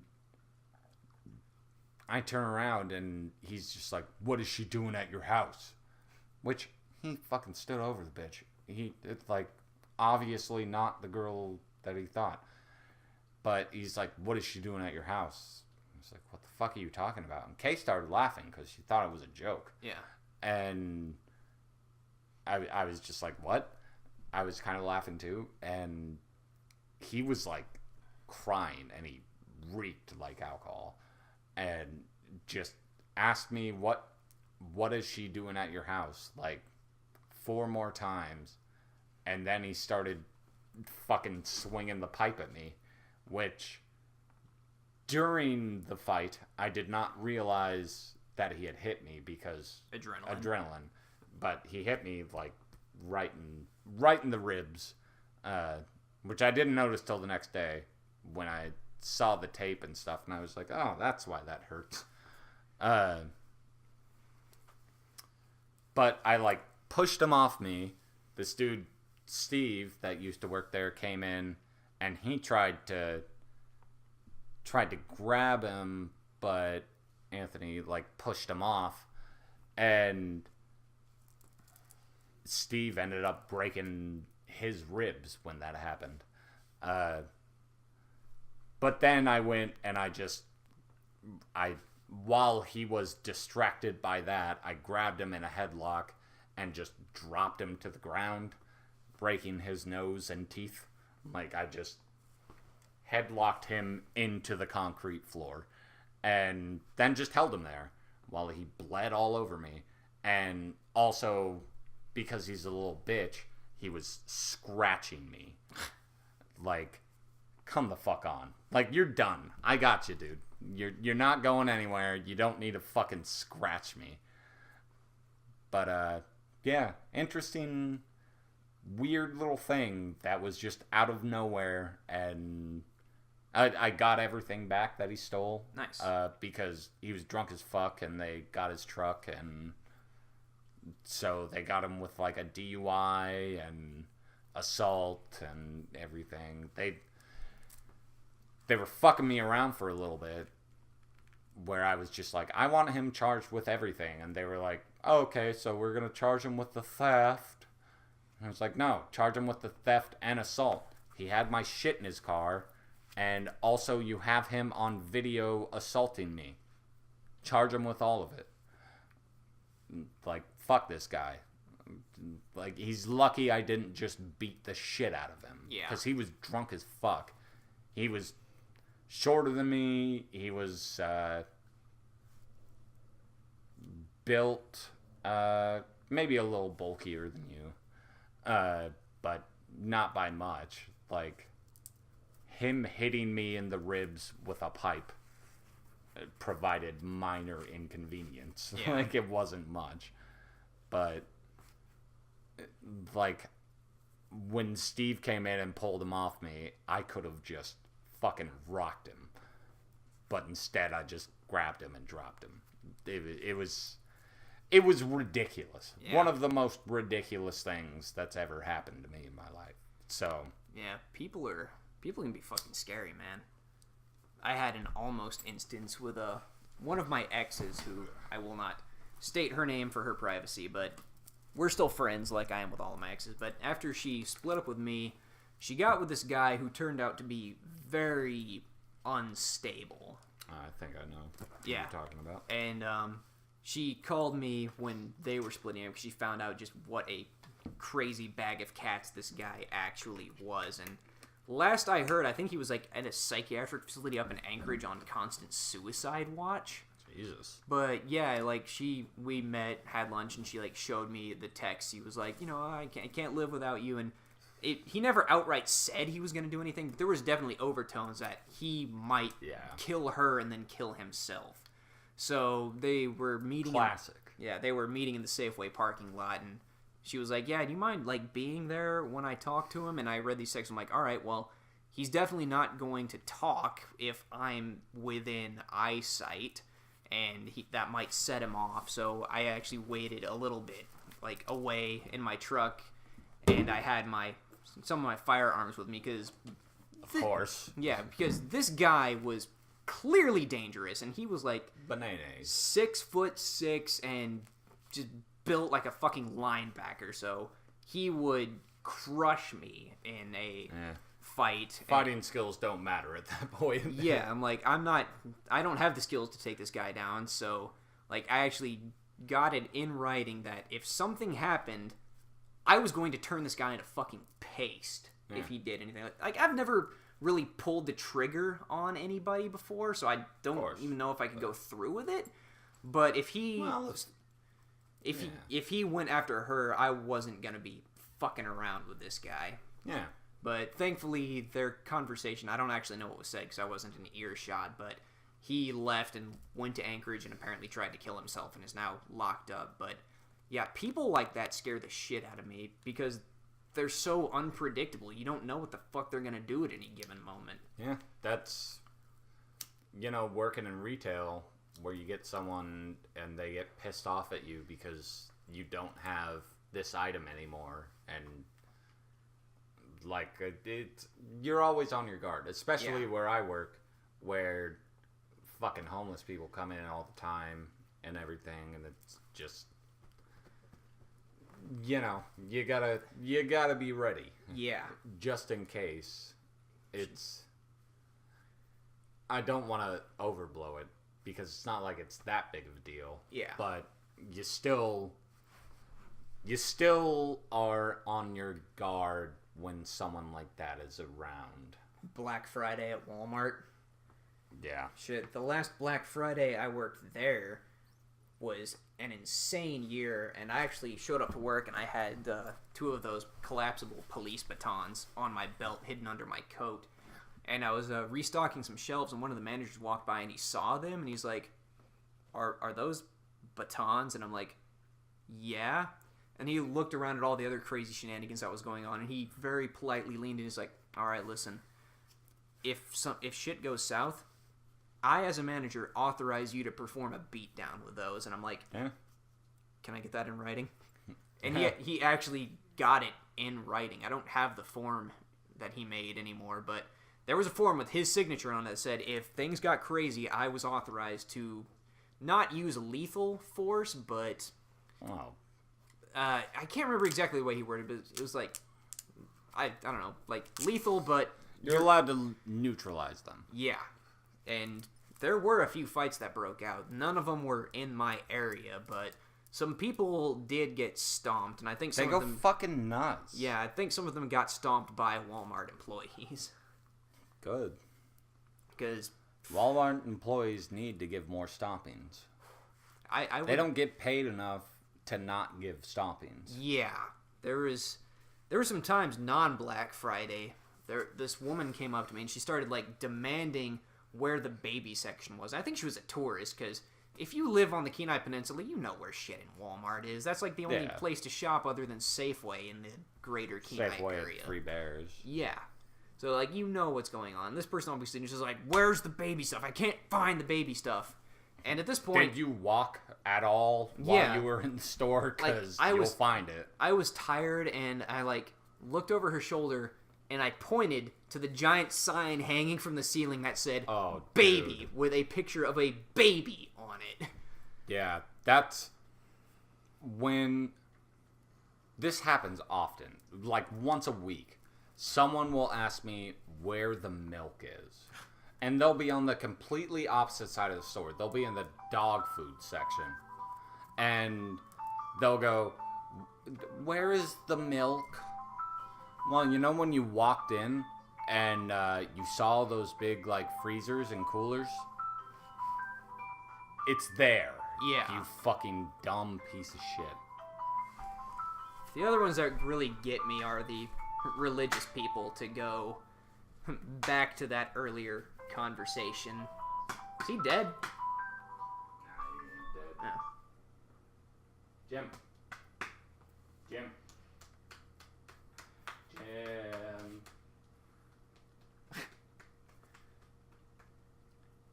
Jimmy, I'm about to squeeze your nipples. Yeah, there you go. But yeah, we have a lot of what are they, Russian Orthodox around here? Yeah. Yeah. There was some of them in Garden Center back when I worked Garden Center, and I asked, I think the guy's, it was either his wife or his daughter. I couldn't really tell which, but I asked if I could help them find anything. And the guy came up to me and, like, got up in my face, like, hey, you can't talk to my wife. And I'm like, why? And he's like, Yeah, they get weird. yeah, they're like, you're unclean. And I looked down at myself and like, look, man, I work. I showered today. I work Garden Center. We don't have showers on the premises. Like, no, you're not one of us. You're unclean. You can't talk to her. And I'm like, which is weird because I talked to them before. Like, when I was working Fabric Center, I actually had a really fun experience with this girl and her grandmother, I think. And this was fresh when I was done taking my Russian history / language class. So I started talking to her in Russian. And I had this drinking buddy at the time who was a very old Russian ex-Spetsnaz guy who actually taught me a bit of Sambo. And that was pretty cool. He died, I think it was 6 years ago now. Whatever. We're old. Yeah, so I learned a bunch of Russian language from him, too. And I'm talking to her in Russian. And this young girl, probably about my age, was like having a very fun time just chatting with me in Russian, and her grandmother just started looking just more and more angry, and I thought maybe They get weird. because I thought, like, apparently I'm not supposed to talk to them, but she stomps off to go somewhere else, and then I switch back to English, and I'm like, did I say something wrong to your grandmother? And the girl said, well, it's not so much what you said as how you said it. And I'm like, all right, well, what do you mean? She's like, Well, we come from a very well-off Russian family, and you were speaking in the lowest form of gutter slang imaginable. So I was basically talking to, like, a Russian princess, like I was from the ghetto. And Hell yeah. me and her had a good laugh about that, but, yeah. Fun stuff. All right. Well, this ought to complete our longest podcast ever. Mm-hmm. We could go on for fucking days. Yep. But I think this ought to wrap it up. Yeah, we're almost at 3.5 hours. Potatoes and gravy. The gravy is asleep on the couch. Yep. I'm gonna go wake him up, and then me and Andy are gonna go into the woods. Because why not, right? I guess. Do you actually have a video game that takes place in the woods? Because I don't really want to go into the woods. It's kind of messy out there. Nah, it's just snow. Yeah, I'm gonna miss the cold and the darkness. Yeah, it's been getting lighter and lighter. I hate it. I fucking hate it. I normally like it this time of year. Yeah, so does... It's where I'm like, I've been dealing with the darkness for so long, but so I'm ready for some light. I like the darkness, but I'm weird like that. Well, I'm actually a vampire, so this time of year doesn't agree with me. I'm gonna go hang out with Pete and Vlad, and we're just gonna stay in the basement forever. Well, Potatoes and Gravy podcast. Our gravy fell asleep. No, this would be the Mashed Potatoes podcast. The gravy's not here Yeah. anymore. So yeah, I've been the mash and you've been the potatoes. Can I be the mash? Yeah, I'll be the potatoes. Dope. All right. Potato. Well, we've done it. 3.5 hours of it. Yep. So get used to that. Yeah, hopefully we'll have much more Jeepers Creepers to talk about next time, maybe. Yeah. We love you. Maybe we should do a Let's Watch of Jeepers Creepers. Like, I can't record the movie, but we could be like, yeah, the movie's on screen, hit the play button right now, and then we just go. Yeah, we could do something like that. Do like a Mystery Science Theater 3000 kind of thing. Yeah. All right, well... We'd be good at that. Yeah, we're... Get some Kenny, some Chase involved. Well, we don't want to have too many people, because last time we tried that, things got hectic, and I wasn't able to edit that properly. They generally get hectic, but... Yeah, so Yeah. I think we should limit it to 3 people, like maybe me, you, and Jimmy, or me, you, and Kenny, or something. Yeah. All right, well, we did it.